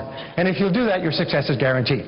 You'll find that every single person who is successful learned more things, tried more things, persisted until they succeeded. And every person who's a failure didn't. It's really, really simple. And what keeps you doing this is optimism. It's an attitude that no matter what happens, I will eventually succeed. It's only a matter of time. It doesn't matter what's going on now. If I just keep trying more things and persisting longer, I will succeed. And by gum, that becomes your fact. That becomes the fact of life. So I want to give you a quick exercise. I want you to take a piece of paper and I want you to write down the answer to this question. What are your 3 most important goals in life right now? What are your 3 most important goals in life right now? You have 30 seconds, so write quickly. If you can't think of an answer, write money, money, money. 20 seconds left. Write quickly. 3 most important goals in life right now. 15 seconds. Write quickly. 10, 9, 8, 7, 6, 5, 4, 3, 2, 1. Stop. Okay. This is called the quick list method, by the way. You can use this for the rest of your life. And what we have found is that if you only have 30 seconds to write the answer to this question, your answers will be as accurate as if you had 30 minutes or 3 hours. You can ask your spouse, honey, what are your 3 most important goals in life right now? And then compare them with yours and be prepared for a fun conversation. But ask your kids, son, daughter, what are your 3 most important goals in life right now? In our advanced coaching programs, we help people do this in every part of their lives. Now let me see if I can guess your 3 most important goals. I was in Las Vegas recently and I learned this trick on how you can read the minds of audiences. And one of the guys showed me how, and I see if I remember how it works, okay? Let's see, you tune in. You may have to tune in. Okay, wait, rub your hands together to tune in. Okay, it's coming clear. Shh. Okay, now I know what your 3 goals are. They were a financial goal, a relationship goal, and a health goal. How we do? Pretty good, huh?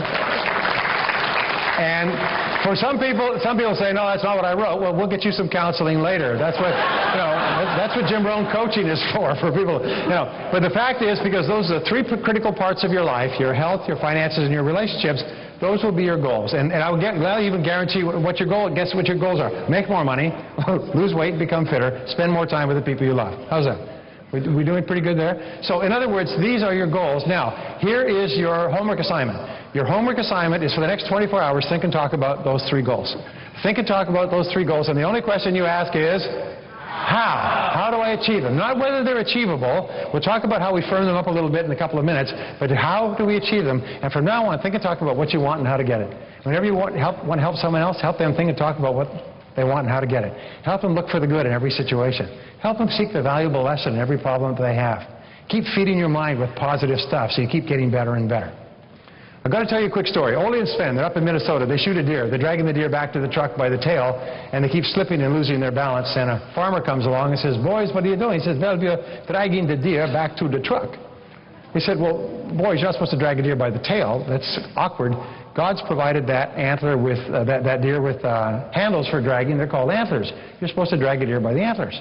He said, well, that makes a lot of sense. Thank you very much, sir. So they went around. They started dragging the deer by the antlers, and they're whipping along. And after about 5 minutes, Ole says to Sven, he said, the farmer was right. It'd go a lot easier by the antlers. He said, yeah, Ole, but we're getting further and further from the truck. The world is full of people who are pulling the easy way. They're doing what is fun and easy and watching television, having a good time, but they're getting further and further from the truck of their true goals, their true objectives, their true destination. Isn't that right? Say yes. Yes. Be back in 15 minutes. Thank you very much. Thank you. Thank you. Thank you.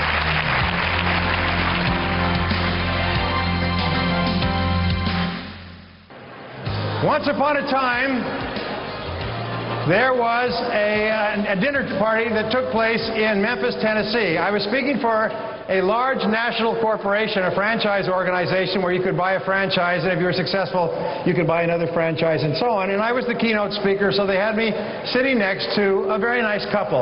This couple, it turned out, had become millionaires. And the story that they told me was very interesting because they were the top people in the organization. And this is a true story, he had been a fireman, she had been a housewife. They lived in a small 1,100 square foot house, 2 bedrooms. They had 2 kids in one room and them in another room. And he was a fireman and he made enough and they made a living and she stayed at home. And they worked through their teens and then their 20s and into their 30s. But they didn't have any real concern, they told me, because as soon as Aunt Martha died, everything would be okay. You see, they had an Aunt Martha who was very wealthy.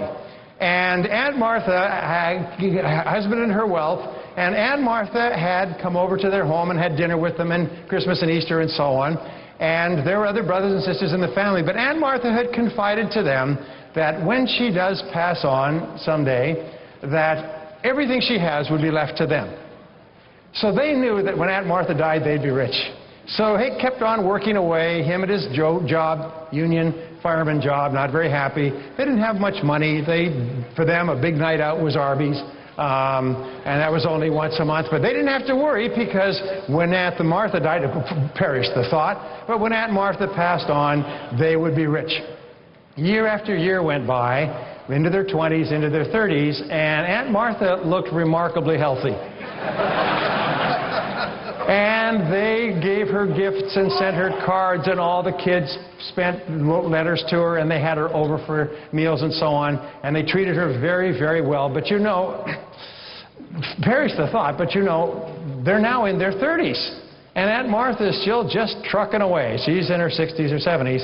And one day, he looked at her across the table, and she looked back at him, and she said, women are wise, and she said, what if Aunt Martha lives another 20 years? There's longevity in the family. Are we going to be sitting here at this Formica kitchen table, worried about money for 20 years, waiting for Aunt Martha to die? And it hit him, and it hit her, and they got so... It's almost like a flashbulb went off. They said, no. And they said, then let's start doing something. Let's imagine Aunt Martha's going to live forever. If Aunt Martha's going to live forever, that is different. So they decided, they began exploring. He began working for what was turned out to be a janitorial service in the evening. Then he bought a franchise from ServPro, and he built the franchise up, and he found he had a natural knack for it. And so he built another franchise, and he called it. Pretty soon, he was running it. His wife was running it out of the house. Pretty soon, after 2 or 3 years, he quit his union job, began working it full time, built up a whole series of franchises. He was a millionaire. He was a great success. When he went into that organization, they did everything but throw flowers in his path. He was a symbol of what was possible for an average person to create a wonderful business. He and his wife were confident. They were well dressed. They were warm, friendly. Everybody liked them, and so on. And they said, and if we had not made that decision across that kitchen table, we'd still be there in that little crummy house. I said, and what's the rest of the story? The rest of the story was that Aunt Martha lived another 20 years. And when she died, all the other members of the family, the brothers and sisters on both sides, they'd all been waiting for Aunt Martha to die. And when they got there to the reading of the will, and they were talking, all the others were confident. They were there, they didn't care, they were wealthy. All the others were confident because Aunt Martha, turned out, had promised every one of them that they were her favorite, and she was leaving all her money to them. And when they read the will, Aunt Martha was penniless. She had no money at all. She'd been broke for years and living off the good graces of her relatives by telling them she was going to leave all her money to them. Now, there's a reason that I tell you the story, aside from the fact that it's true, is what is your Aunt Martha? You know, what are you waiting for to happen before you go for it? You know that in life, successful people just commit. Does anybody play Texas Hold'em? You could admit it. Okay. In Texas Hold'em, they have, and by the way, it's a remarkable game because there's something in there that appeals to the American imagination, is you reach a point where you're down to the point where you cannot raise, you cannot bet, and you have to go all in. If you don't go all in and take a chance of losing it all, you'll be wiped out. Every so often you see a person who wins because they went all in with weak cards. Have you seen that on the World Championships of Poker? You push all the money in. Nobody can bet higher than your whole pot. But if you lose, you're finished. In life, we have to go all in at times. At certain times in life, we have to do our research, do our homework, and then go all in. We have to stop waiting for Aunt Martha to die. I have a good friend. I had talked with him just the other day. He's an accountant. He came from a working class family. His father was a butcher.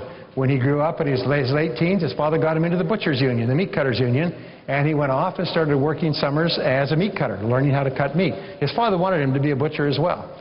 Well, after a summer of cutting meat, he decided he didn't like this. He decided he wanted to continue his education. Didn't have any money, so he went to community college. This is in San Diego.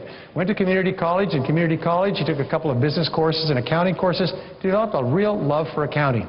And as Donna was saying earlier, follow the area that you really like. He got into accounting. And he worked hard. And when he got out of school, when he got his degree, he got a job with a small accounting firm and then another accounting firm. He ended up working with Price Waterhouse. And at Price Waterhouse, he was doing real well. And one of his partners was a woman who was also an accountant, also came from an average family. And they started talking about forming their own firm. They said Price Waterhouse only likes to work with big companies. And there's a whole unserved market of small and middle-sized companies that need accounting services that can't afford to pay the big bucks. They could start a firm, and they could offer services, and by hiring accountants out of school at low levels, they could provide the same quality of services that they learned how to provide at Price Waterhouse. They put together a business plan, they knew how to do that, and a market plan, and a sales plan, and an organization plan, and a financial plan. And they put it all together, and they're going to start their own company. And at the last minute, he said, I chickened out. He said, I was so concerned about security. My father had always told me, security is everything. Get a job keep the job, be secure, don't take a chance. He said, so I chickened out. And we separated. She said, well, I'm going to do it anyway. We've done all the planning, the market is there. And she walked out and she rolled the dice and she went all in. And she started her own accounting firm. He said he had lunch with her 2 weeks ago. She's now about 45, as he is. She has an accounting firm with 34 staff. She's worth about $4 million. She lives in a beautiful home with beautiful children. She's married extremely well. He said, all the equity I own in my life, in my working life, is what's in my home, is the increase in value in my home. He said, by deciding not to get into my own business, he said, I decided to stay broke all my adult life. The worst mistake I ever made, because I was afraid to take a risk. I was waiting for some Aunt Martha to die. Now, there's only 3 ways that you and I are going to get out of this life financially independent. One is you're going to win the lottery. And 64% of Americans believe that the only way they're going to achieve financial independence is if they somehow win the lottery. If you ever, one of the things that I am totally opposed to, by the way, philosophically, is gambling.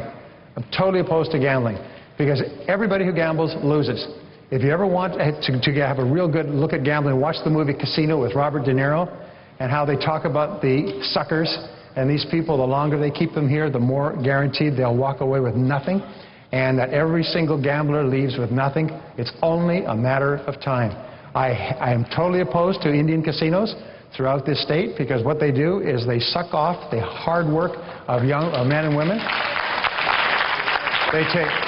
They take food off the trays, and they destroy the long-term future of people who invest that discretionary funds, or if you like, gamble it away, and don't have it to do something else with. So you can win the lottery. Now, your chance to win the lottery is about 11 million to 1, the equivalent of being struck by lightning twice in the same place 2 years apart.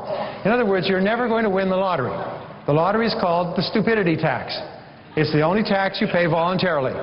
Okay? If you do invest in the lottery, they don't even give you the money if you win. Have you noticed that? First of all, they lop off 50% in taxes, then they give you it spread over 20 years. Anybody know what I'm talking about? If a private company set up a lottery like that, they'd all be put in prison.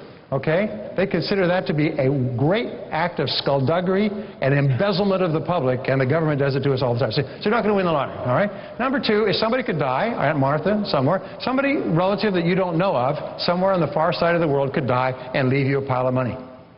Okay? But I'm here to tell you, I'm sorry to be the bearer of bad tidings, it ain't going to happen.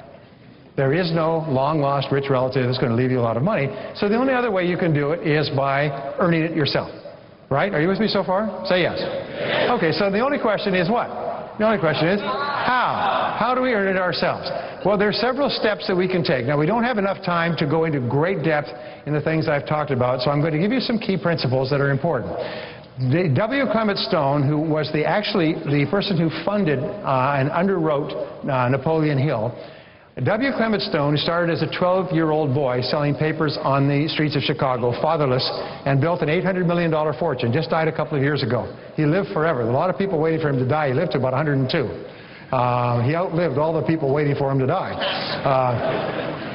Anyway, he said, in one of his most profound observations, he said, if you cannot save money, then the seeds of greatness are not in you. If you cannot save money, the seeds of greatness are not in you. Now, one of the great truths of today is that all the answers have been found. If you want to become a millionaire, you can become a millionaire. If you want to become a millionaire, you must decide to become a millionaire. I was talking to somebody recently who was in college with this guy who never got very good grades. And he was telling me this story. It's really interesting. Again, it was 15, 20 years ago. This guy never got very good grades. And he said, well, why are you here? He said, well, I want to make a lot of money. He said, well, how are you going to do that? And he said, I have no idea. He said, but by gum, I want to make a lot of money when I leave school. And that's what I'm going to do. I'm going to make a lot of money. And I have no idea how I'm going to do it. Today, this guy owns about 12 businesses. He's worth millions of dollars. He said he had that one blazing idea when he was in school he was going to make a lot of money. And if your goal is to make a lot of money, and that becomes your goal, then you will make a lot of money. But if you have a whole bunch of other goals, it's like shooting a shotgun. If you had a door right here and you shot a double-barreled shotgun at the door, blam, what would happen? You'd blow it off its hinges. I mean, that's what the SWAT teams use to knock doors off their hinges. If you put that same door on the side of a field, on the other side of a field, leaning against a fence, and you fired a shotgun at it, what would happen? Well, the expression they use is pepper spray. It would feel like pepper spray, like somebody had thrown a bunch of peppercorns at it, because traveling across the field, the buckshot would spread and hit the wind and eventually dissipate and lose its energy, and whatever pellets arrived there would have no force at all. But what if you took a rifle, and you aimed it at that door on the other side of a field? What would happen? Blam! It knocked the door down.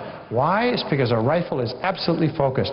So what we know is that the key to success is, first of all, you have to know exactly what you want, and then second of all, you have to focus and concentrate. You have to focus and concentrate. I have found that the power of clarity is being absolutely clear about the fact that you want to make a lot of money and become financially independent. Does this mean that you become like Scrooge McDuck or like a miser or somebody who's a penny pincher? No. As a matter of fact, you find that most self-made millionaires, their greatest pride in life is their family. Their greatest source of expenditure is on their spouse and on their children. The reason that they work hard is so that they can provide a good life for the people that they love and care about. And that's more important to them than the money. But once the family is put aside, which is their primary concern, then the money is everything. And they're very, very fastidious about every single penny. I worked for a man many years ago, and I learned a lot from him. He died worth $800 million. He started with nothing, and he built an $800 million fortune. He ran 200 corporations.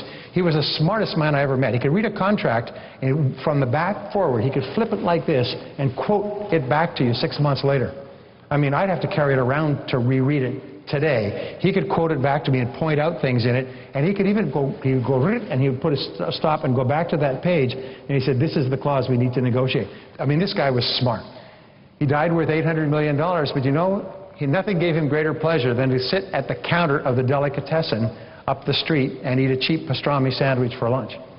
This guy owned the building, he owned the street, he owned most of the property, and he loved to save money. And what I found, he lived in a beautiful home in Palm Springs, he had beautiful homes, he had a private jet that was at his call at all times, but when it came to thinking about expenditures, he was very, very frugal. Now, my friends who wrote The Millionaire Next Door said that there's one quality that seems to be characteristic of all self-made millionaires. It's frugality, is that they save their money. They're very careful with their money until they're wealthy. He said people who earn an enormous amount of money, in Texas they call them big hat, no cattle. In other words, they make a lot of money, but they're broke. They got no cattle. They got a big hat, but no cattle. These people spend their money as fast as they make it. Do you know that most of the people who look like they have money don't really have any? And the people that don't look like they have money often are millionaires. Why? It's because they say that the number one problem is the inability to refrain from spending. People make the money and they have this incredible desire to spend it. So I'm going to give you 3 keys to getting your finances under control and beginning the process of becoming millionaires. My promise to you is that if you decide to become a millionaire, you will. And the first part of becoming a millionaire is the hardest. Here's an interesting graph that was done. Remember the 80-20 rule? Here's 80% of the time. Here's 20% of the time. This is the way people become wealthy. Is they achieve most of their wealth in the last 20% of the process. In the first 80% of the process, they're learning, they're saving, they're growing, they're making mistakes. Progress seems very slow. And what happens to most people in the first part of the process if progress is slow? They quit. They quit and they spend it all and go back to zero. But what you do is you just keep on keeping on, knowing that you're getting smarter and smarter, and at a certain point, you hit a flash point, and at this point, all that experience that you've had will suddenly start to pay off. I've spoken to lots of people here today who are wealthy who've had the same experience. You work for a long time.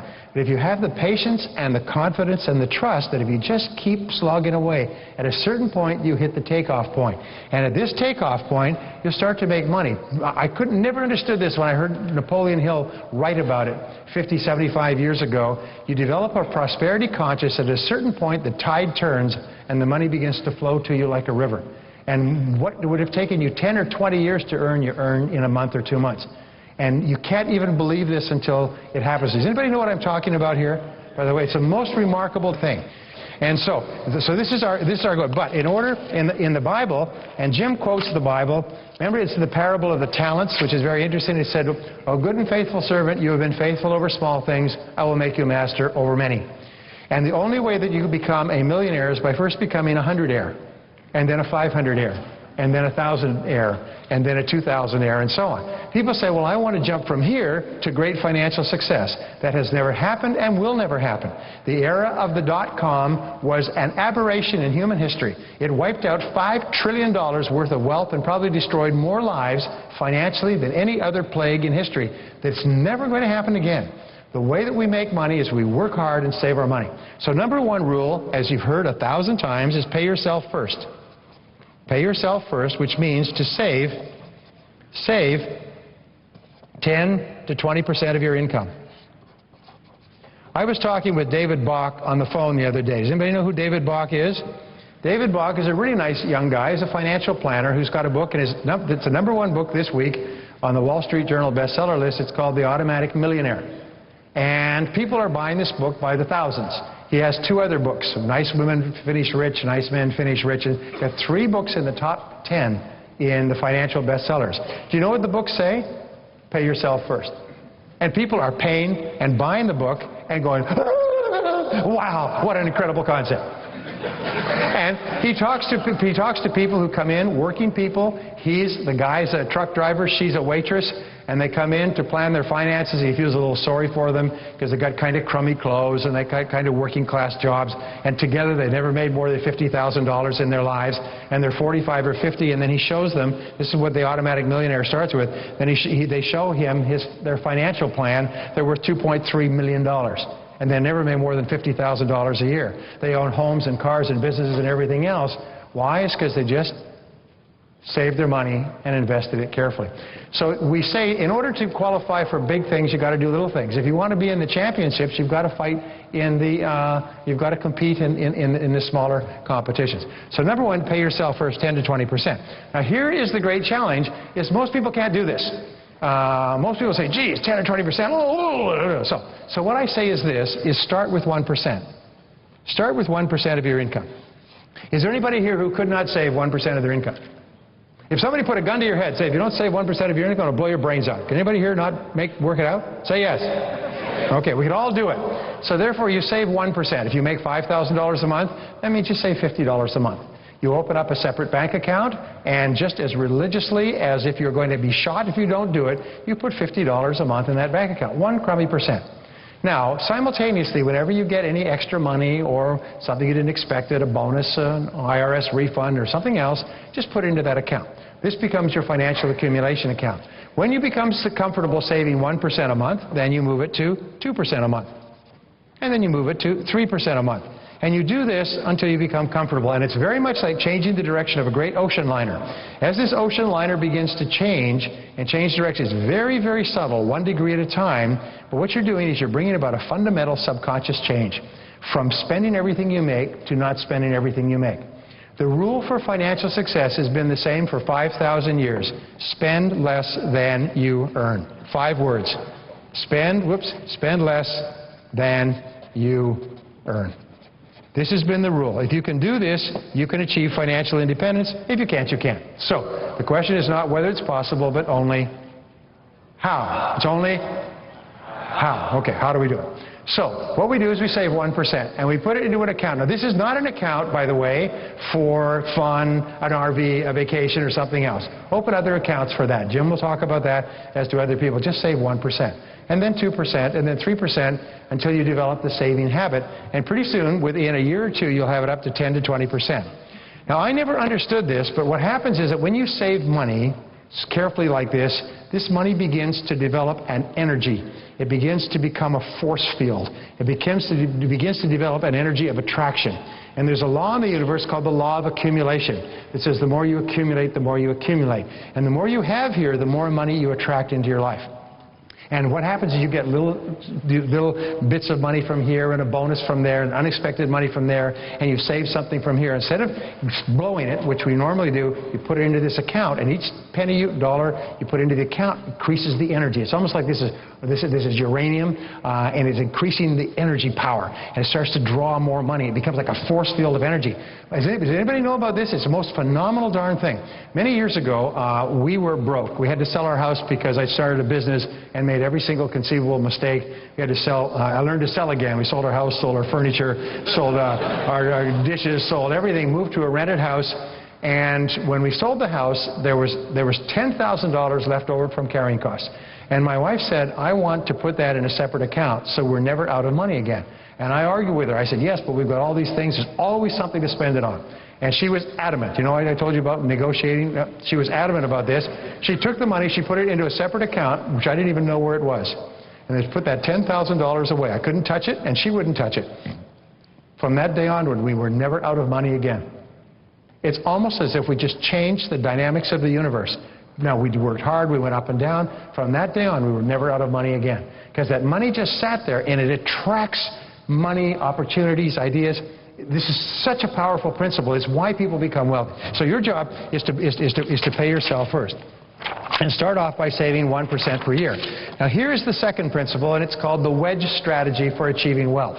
Is that in life, this is what happens. You've heard the old Parkinson's law that expenses rise to meet income. In other words, no matter how much you make, you spend that amount. Well, so this is what will happen over the course of your lifetime. If you keep engaging in additional knowledge and skill, you'll learn more, you'll earn more, you'll be paid more, you'll increase the slope on your curve, you'll move ahead faster, but if you're not careful, you'll burn it all. Most wealthy people are 2 months away from homelessness. If their income was cut off, doctors, lawyers, architects, engineers, if these people's income was cut off for any period of time, within 2 months they would be foreclosed on because they're spending everything they have and a little bit more besides. So this is your income. So this is your income and this is time. Now what happens is the natural tendency is for our expenses, this is our income and these are our expenses. Our expenses just go like this. No matter what happens, we just can't get ahead, because we keep raising our expenditures, like jacking them up, and we never get a gap. So here's the goal. If I were to ask you to save from your income today, most people have a hard time doing it because every penny you have is committed. So what I'm going to ask you to do from this moment on is to save future income. So if I were to give you $1, if I was to say, Karen, here's $1, if I give you $1, would you save 50 cents of it? Now, if I give you $1 that you don't have, it's not too hard to commit to saving half of what you don't have, right? Are you with me so far? So this is what you're going to do, and you're going to make a deal from now on, is you're going to save 50% of your increase. So you figure out what your income is today, and as you use the techniques here, you're going to become more skilled at making money. So from now on, save 50% of the increase and allow your standard of living to go up by 50%. Is that a pretty good trade-off? Say yes. In other words, you're not going to suffer, you're not going to die, you're not going to be hungry, your living standard will go up, you will be able to enjoy more things, but save half of all your increase for the rest of your life. My promise to you is if you start early enough and you save half of your increase, you'll become wealthy. Because this amount of money will compound. And as Albert Einstein said, compound interest is the most powerful force in the universe. If you start to put $1, $2, $3, start to invest it carefully and let it grow and compound, in time, they say $1 invested at 3% interest at the time of Christ would be worth all the money in the world today, because it would have grown so much with compound interest over 2,000 years. So your job is to practice the wedge strategy. From now on, you sit down and say, all right, exactly how much are we earning today? Whatever it is, from now on, whatever we earn above that, fully 50% will be saved. So this is the starting point of getting out of debt and getting your finances under control. But it's the foundation. If you can't do this, you can't do anything. If you can't save a nickel, you can't make $1 million. Are you with me so far? Say yes. Zig says that if you will be hard on yourself, life will be easy on you. But if you insist upon being easy on yourself, life is going to be very hard on you. And the starting point is with the next dollar. One critical point, and this is interesting psychologically, oh boy, this is good stuff, is that when you are a young person and you're told to save your money, you develop, remember I told you about the goblins, the financial goblins we have, the gremlins in our minds. When you're told to save your money, that means you're not buying candy. If you have an allowance means candy. It means toys, it means fun, it means ice cream. And say, you know, you should save part of your income. You should save 10% or 50 cents or whatever it happens to be. But that, you associate saving money with pain. That means you can't get candy. Now, you're just a kid. You're not working this out philosophically. You're just saying save money means don't buy candy. Now, when you're an adult, what has happened is this is programmed deep in your subconscious mind, and when you think of saving money, the first thought you think of is sacrifice, pain, hurts, no candy. And what you have to do is you have to go back into your subconscious mind and rewire it like an electrician and hook up the wires differently so that saving money makes me happy. Because what we have found is that all people who are wealthy enjoy caring for their money. Now, here's another thing, is money goes where it's loved and appreciated. If you love your money, the money will come to you more. How do you tell that you love your money? Because you tend it carefully. You take good care of it. I don't know whether it was Jim or Dennis or somebody else said, but you could pretty much tell a person's financial status by looking at the way they carry their money. People whose financial life is a mess, their purse is full of coins and $1 bills and fives, and they go scooping through it like looking for a diamond ring in a pile of dog poop, you know, to look for money. But if you look at other people, and I learned this, it's a very simple thing, is fold your money, keep it folded, you should know it, have all the heads facing one direction, have all the denominations so they're in a proper order. Just take a couple of minutes to organize your money. And what that does, it exerts a reverse influence on your subconscious mind with regard to money. And does anybody know what I'm talking about? If the things that we do physically have an emotional impact on us, if we get all of our financial life organized and keep our money organized and our coins organized, by the very act of that, we treat our money better and we attract more money into our life. Money goes where it's loved and appreciated. It doesn't go where it's treated in a haphazard or indifferent fashion.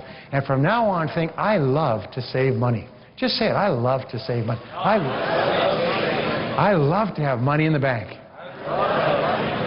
And in time, you will look at your bank account and your investment account, and it'll make you happy. And you will no longer have this urge to blow the money. Most people, when they get a bonus, they say, oh, I got a bonus, I got to blow it. You know, let's go and spend it somewhere, all right? Now, the second thing you do is if you're working for someone else, or someone else is signing your paycheck now, remember this, there's 2 or 3 keys to getting ahead fast. Your job is to be in the top 10% in your field. Remember, whoever is in the top 10% in their field today started where? In the bottom 10%. And whatever anybody else has done, you can do as well, because nobody is smarter than you and nobody is better than you. So here's 3 or 4 keys to getting paid more and promoted faster. Number 1 is focus on contribution. Focus on contribution. Most people are so focused on what they get, they don't realize. Focus on contribution, focus on results. Always ask yourself, how can I make a greater contribution? And these are the words, how can I add value to my company? Now, there's several ways you could add value, and number 2 is to upgrade your skills continually. You'll find that Dennis and I and Jim all talk about this importance of continuous learning. Upgrade your skills. I have studied and written courses on time management for years. I'm an expert on the subject. I'm not an expert, but I'm pretty knowledgeable. Do you know I found one of the best time management tools in the world is get better at what you do. When I learned that many years ago, I almost fell off my chair. Getting better at what you do, which increases the slope on your curve, and the speed at which you make more money and the amount of money you make will save you 5 and 10 years. We're not talking about cutting a couple of minutes or hours off the day. We're talking about years of hard work off your life just by getting better at the most important things you do. And remember, if anybody else can be in the top 10% in anything, you can be as well. Quick story. This gentleman came up to me at my seminar. I said, you know, ladies and gentlemen, what we're talking about today is not rocket science. He came up and he said, you know, I heard that comment about rocket science. He said, I'm in sales. I'm 28 years old. He said, and I'd heard many people say over the years, you know, this is not rocket science, this is not rocket science. I began wondering, you know, what would it take to get a degree in rocket science? And when I was a kid, I loved rockets. I used to practice with rockets, and I got toy rockets, and I got rocket posters, and I used to watch the takeoffs at Cape Canaveral, and then my parents got me rocket books. I mean, that was my thing. And when I got into high school, you know, I discovered girls and forgot about rockets, and then went into college and then got into sales. I said, I wonder what it would take to get a degree in rocket science. So I went back to the college, and I said, you know, I'm really interested in rocket science. What would it take? They said, well, you'd have to take these prerequisite courses, you'd have to take this, you'd have to do that, you'd have to take summer courses and so on, but this is the prescribed courses that you'd have to take to get a degree, just like we talked about a little bit earlier in engineering. So he decided that's going to be his project.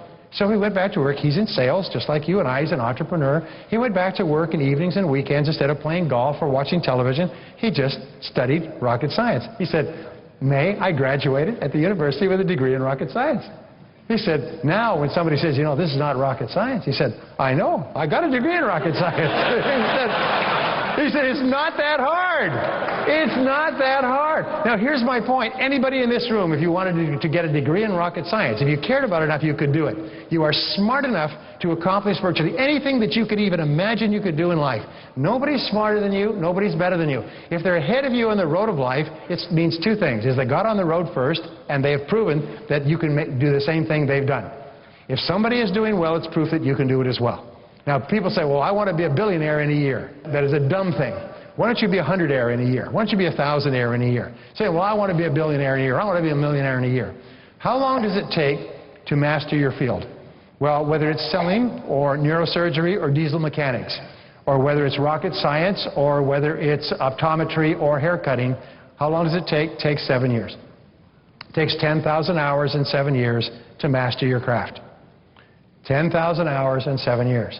Now, one of the greatest diseases that has afflicted America, like an epidemic that has swept the country psychologically, is quick fix. I want quick fix. I want to take my entire wasted life and turn it around by Monday. I want to be financially independent in a year, and I want to be free from decades of silly things that I've done with my life, and I want to get it all back. And that's not how it works. What you do is you begin turning this great ocean liner slowly. It takes 7 years. Now, I've studied mastery, and I've studied it for years. I've studied all these subjects because they're so important to me. All the studies say 10,000 hours in your craft, 7 years. Now, people say, oh, my God, 7 years. I'm 30. I'll be 37 years old. Jeez. Well, how much older will you be in 7 years in any case? The fact is, and please write this on your hand, the fact is the time is going to pass anyway.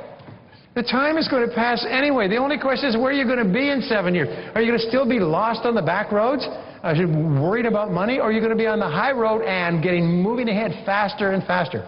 Peter Drucker, who's probably the best management theorist in the history of the world, Peter Drucker says no business makes money within 4 years. In the first 4 years. It takes 2 years to break even. The first 2 years, what you do is you mortgage, you hypothecate, you borrow, beg, steal, and lie every penny you possibly can to survive. The second 2 years, you make more than it costs, and you begin to pay off your debts. At the end of 4 years, you start to make a profit. It takes 7 years to make a business success. Now, if that is the rule, people say, I'm going to beat the numbers. No, you're not. You're not going to beat the odds. People say, I'm going to live to be 150. No, you're not.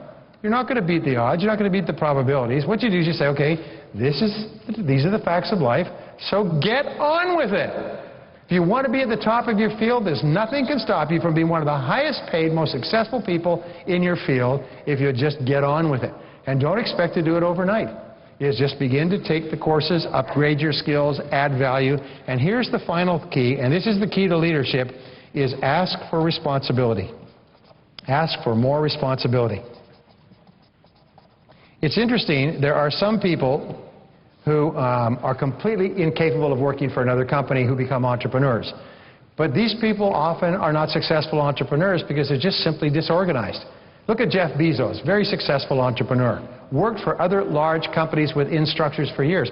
What Drucker found is that 90% of people who become successful when they start their own business have worked for more than 5 years within an organizational structure. So they understand that a business has a series of inputs and outputs. There's organization, and there's finance and planning and administration and sales and marketing and cost accounting and so on. And they understand the dynamics of a business. It's like surgery. There's certain things that need to be done in a certain way for the patient to survive. In business, there's certain things that you need to learn and get systematic over and over again before you succeed. So asking for more responsibility is the thing that moves you to the front of the line. Because the person who's always raising their hand say, I'll do that. And I used to work for this gentleman, and I told him, when I started off, I was a junior employee in his large company. And whenever I was on top of my work, which was very fast because I'd start earlier and work hard and stay late, I'd say, I like more responsibility. I want more responsibility. Just give me more responsibility. And eventually he'd say, well, try this. And I'd take it like a dog going after a stick. More responsibility. And here's the key. When they give you more responsibility, do it fast. When you get a chance, do it fast. When you get your break, do it fast. When the line opens up and you can run for yards, go through that line. It's when you get the responsibility, the chance, the opportunity, move fast. All successful people move fast. They're like falcons falling. They move fast. They don't say, well, I'll get to it next week, week after next. I remember once he gave me an assignment, and he gave me the assignment on Tuesday. He said, in the next couple of weeks, I'd like you to look at this. It was to look at a piece of land that they were buying in Reno. The next day, I got on a plane and flew to Reno. I arrived there Wednesday night. On Thursday, I went out to look at the land and speak to the lawyers in charge of it, and I get this terrible feeling something was wrong. And what I found, I won't go into the story, but I tell you, in one solid day of moving around, I found that my company had been cheated, that they'd been sold a piece of bare land that had no water, could never be developed for $2 million. It was a worthless piece of rock. In fact, half the business people in Reno knew that somebody from out of town had been sold this piece of property and were wondering if they'd pull it off. They'd been trying to unload this property to an unsuspecting investor for years. They had tried to cheat this person, and at the last minute, I went to the lawyer and I demanded a $250,000 check from their trust fund. And he said, thank God you found out. He said, working for the other party, he said, I couldn't say anything. Thank God you found out. He wrote the check for me at 5 minutes to 5. The deal was supposed to close at 5 o'clock. I took the check home and I picked it back to my boss and I told him what happened. He said, He said, so you went the day after I asked you to go, not the following week, which I suggested. Yes, From then on, he just started to deal me responsibilities. I made him $50 million in the next 3 years. He gave me housing developers and buildings and offices and shopping centers and unbelievable stuff. And so my point was that the one action of just moving fast on one thing suddenly bumped me ahead of everybody else I'd started with in that company. And from then on, I was the go-to guy. You be the go-to person in your company. There's nothing that will move you to the top of your business faster than to ask for more responsibility and fulfill it quickly. Be known as the person, if you want something done fast, give it to him, give it to her. That causes your star to rise. It will cause other people to try to hire you away. They'll pay you more to keep you. They'll give you bonuses. I ended up later learning, because when I started my own business, I hired an accountant from his company who had been in charge of the finances on my deals. She said he paid you more than he ever paid anybody in his business career in bonuses for the amount of money that you made him. And by the way, you didn't have too many friends in that company. All the others who knew about it were real angry. Okay. Starting your own business, I'll just give you 2 more points. Starting your own business, what is Michael Jordan's wonderful recommendation for success in American life? Just do it. All self-made millionaires own their own businesses. So how do you start your own business? Well, America is one of the most wonderful countries in the world. All you have to do is you sit right where you are and you say, I am now the president of my own business, and you now are. If you name it after yourself, what is your name, Adam? Pardon? Rita. Rita, and what's your last name? You can't pronounce it. Virolaide. Virolaide? Yes. Okay, Rita Virolaide and Associates, Rita Virolaide, president. You have your own business cards made up. From now on, you're the president of your own company. Now, there's a wonderful American philosophical principle, which is this. If you build it, they will come. If you create a vacuum in the universe, nature will fill the vacuum. If you set up your own company, and what you do is you set up a sole proprietorship or an S corporation. Why? It's because 100% of the money that you invest in a sole proprietorship or an S corporation is deductible from your taxable income. If you set up a C corporation, only your profits are deductible, and there won't be profits for a while. So you set up an S corporation, and you can do it on the internet. There's all kinds of inexpensive ways to do it. Set up a company, name it after yourself if you like. Call it Dale Wernette and Associates or Karen Wernette and Associates, and put yourself as the president. Now you have a company. You now have what is called a shelf company. And I promise you this, within 3 to 6 months, something will happen that will enable you to activate your company. A business opportunity will appear that goes into your company. It's the most amazing things will start to happen. Your whole mind will shift when you have your own company. Have your own business cards made up that say president. When you're out with somebody else, they say, Dale, well, let me give you I'll give you a call later on this week. Yeah, call me on my private line. Dale Wernette, president. Geez, I've never known you to be president of anything. Yeah, the president of my own professional services corporation. Really, what sort of things do you do? Well, Dale, do you have a bank account? Do you have any insurance? Do you have a home? have a car, go to restaurants, stay in hotels, use a computer. Well, we're in banking, insurance, real estate, hotels, restaurants, airlines, computers, a little bit of this, a little bit of that. If I told you more than that, I'd have to kill you. Remember, every part of your financial life is part of your financial life. Set up your own company. From now on, you're the president of your own company. Do you know, I work with Fortune 500 companies when I do some of my seminars. Who do you think I talk to finalize my seminars? I talk to the presidents. I talk to presidents of multi-billion-dollar corporations. I have lunch with the presidents. Why? Because I'm the president. Presidents have lunch with presidents, not with the lower-level staff. For heaven's sake. My point is this. When you start to call yourself the president, what happens to your own self-esteem and your own self-concept? You start to see yourself as a totally different person. You start to see yourself as the kind of person who is the president. Now, does it happen overnight? Don't expect things to happen overnight. You start to see yourself and think about yourself. You're responsible. You're in charge of your own life. You have your own business. You're president of your own personal services corporation. Then you start looking for opportunities, and you always start on a small scale. People say, well, I don't have any money. Ah, shut up. Nobody has any money. Most businesses in America are built on what is called bootstrapping. They put enough money in to get started, they buy something and they sell it at a profit, and they reinvest their profits.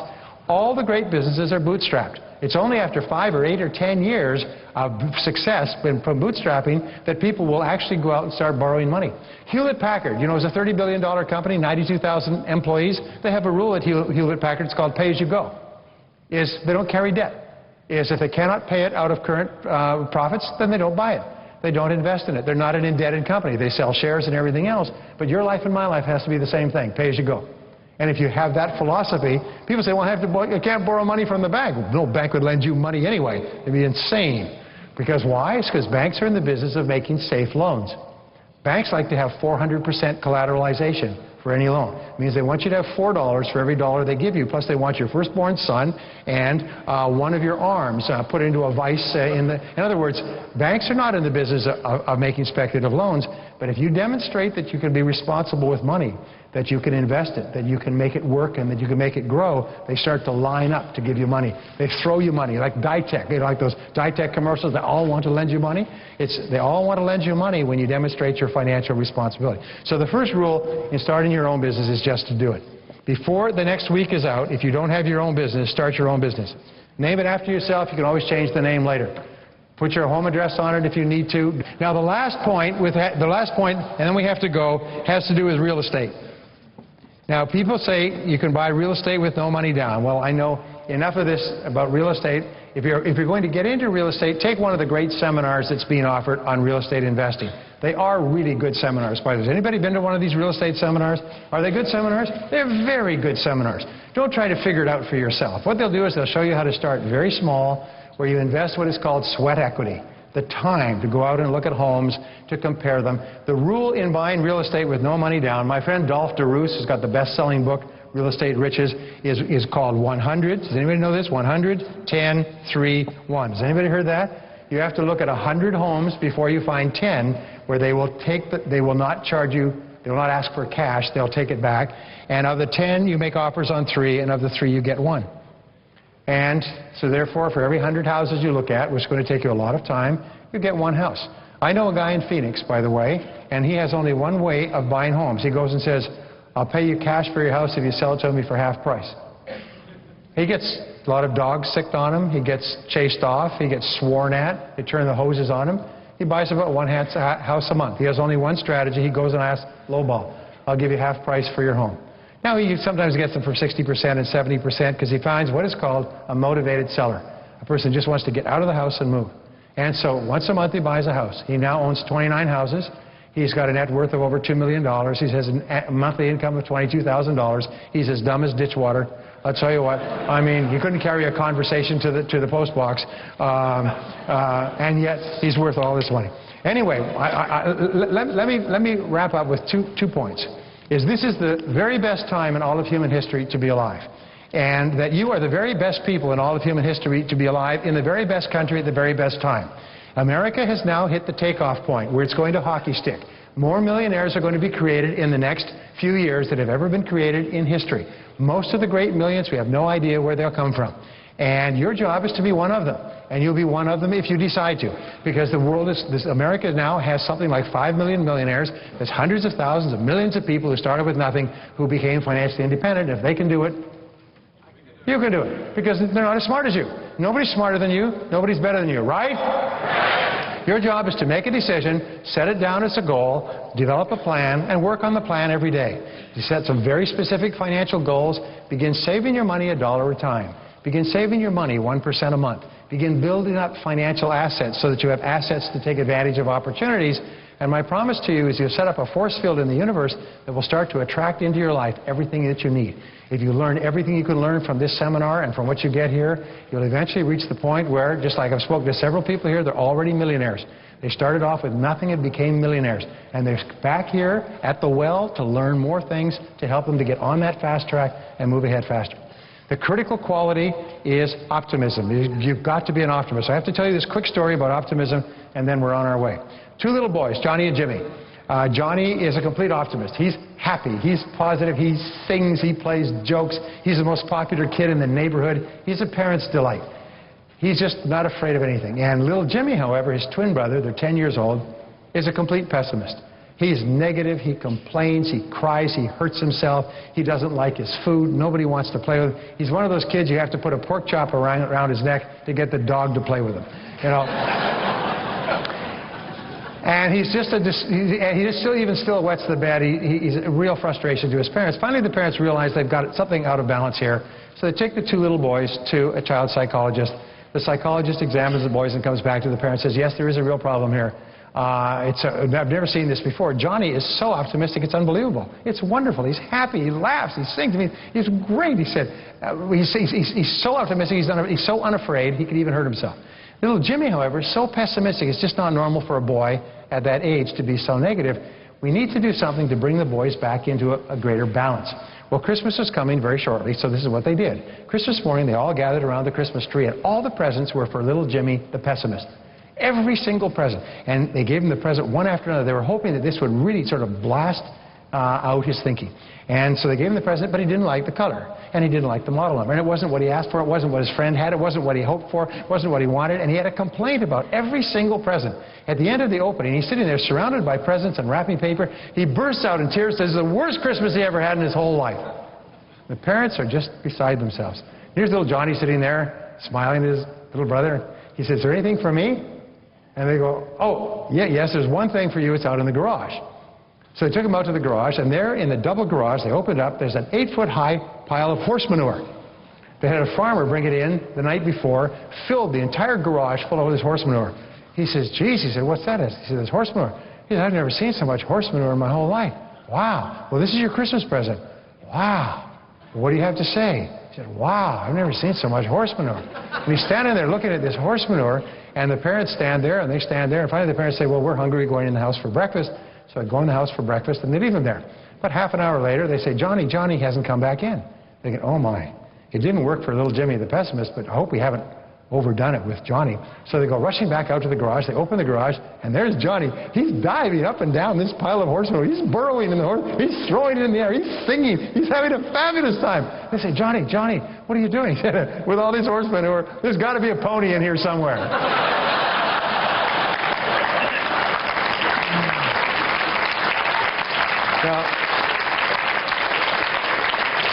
Now remember in life, you're going to have lots of ups and downs. You're going to have lots of horse manure.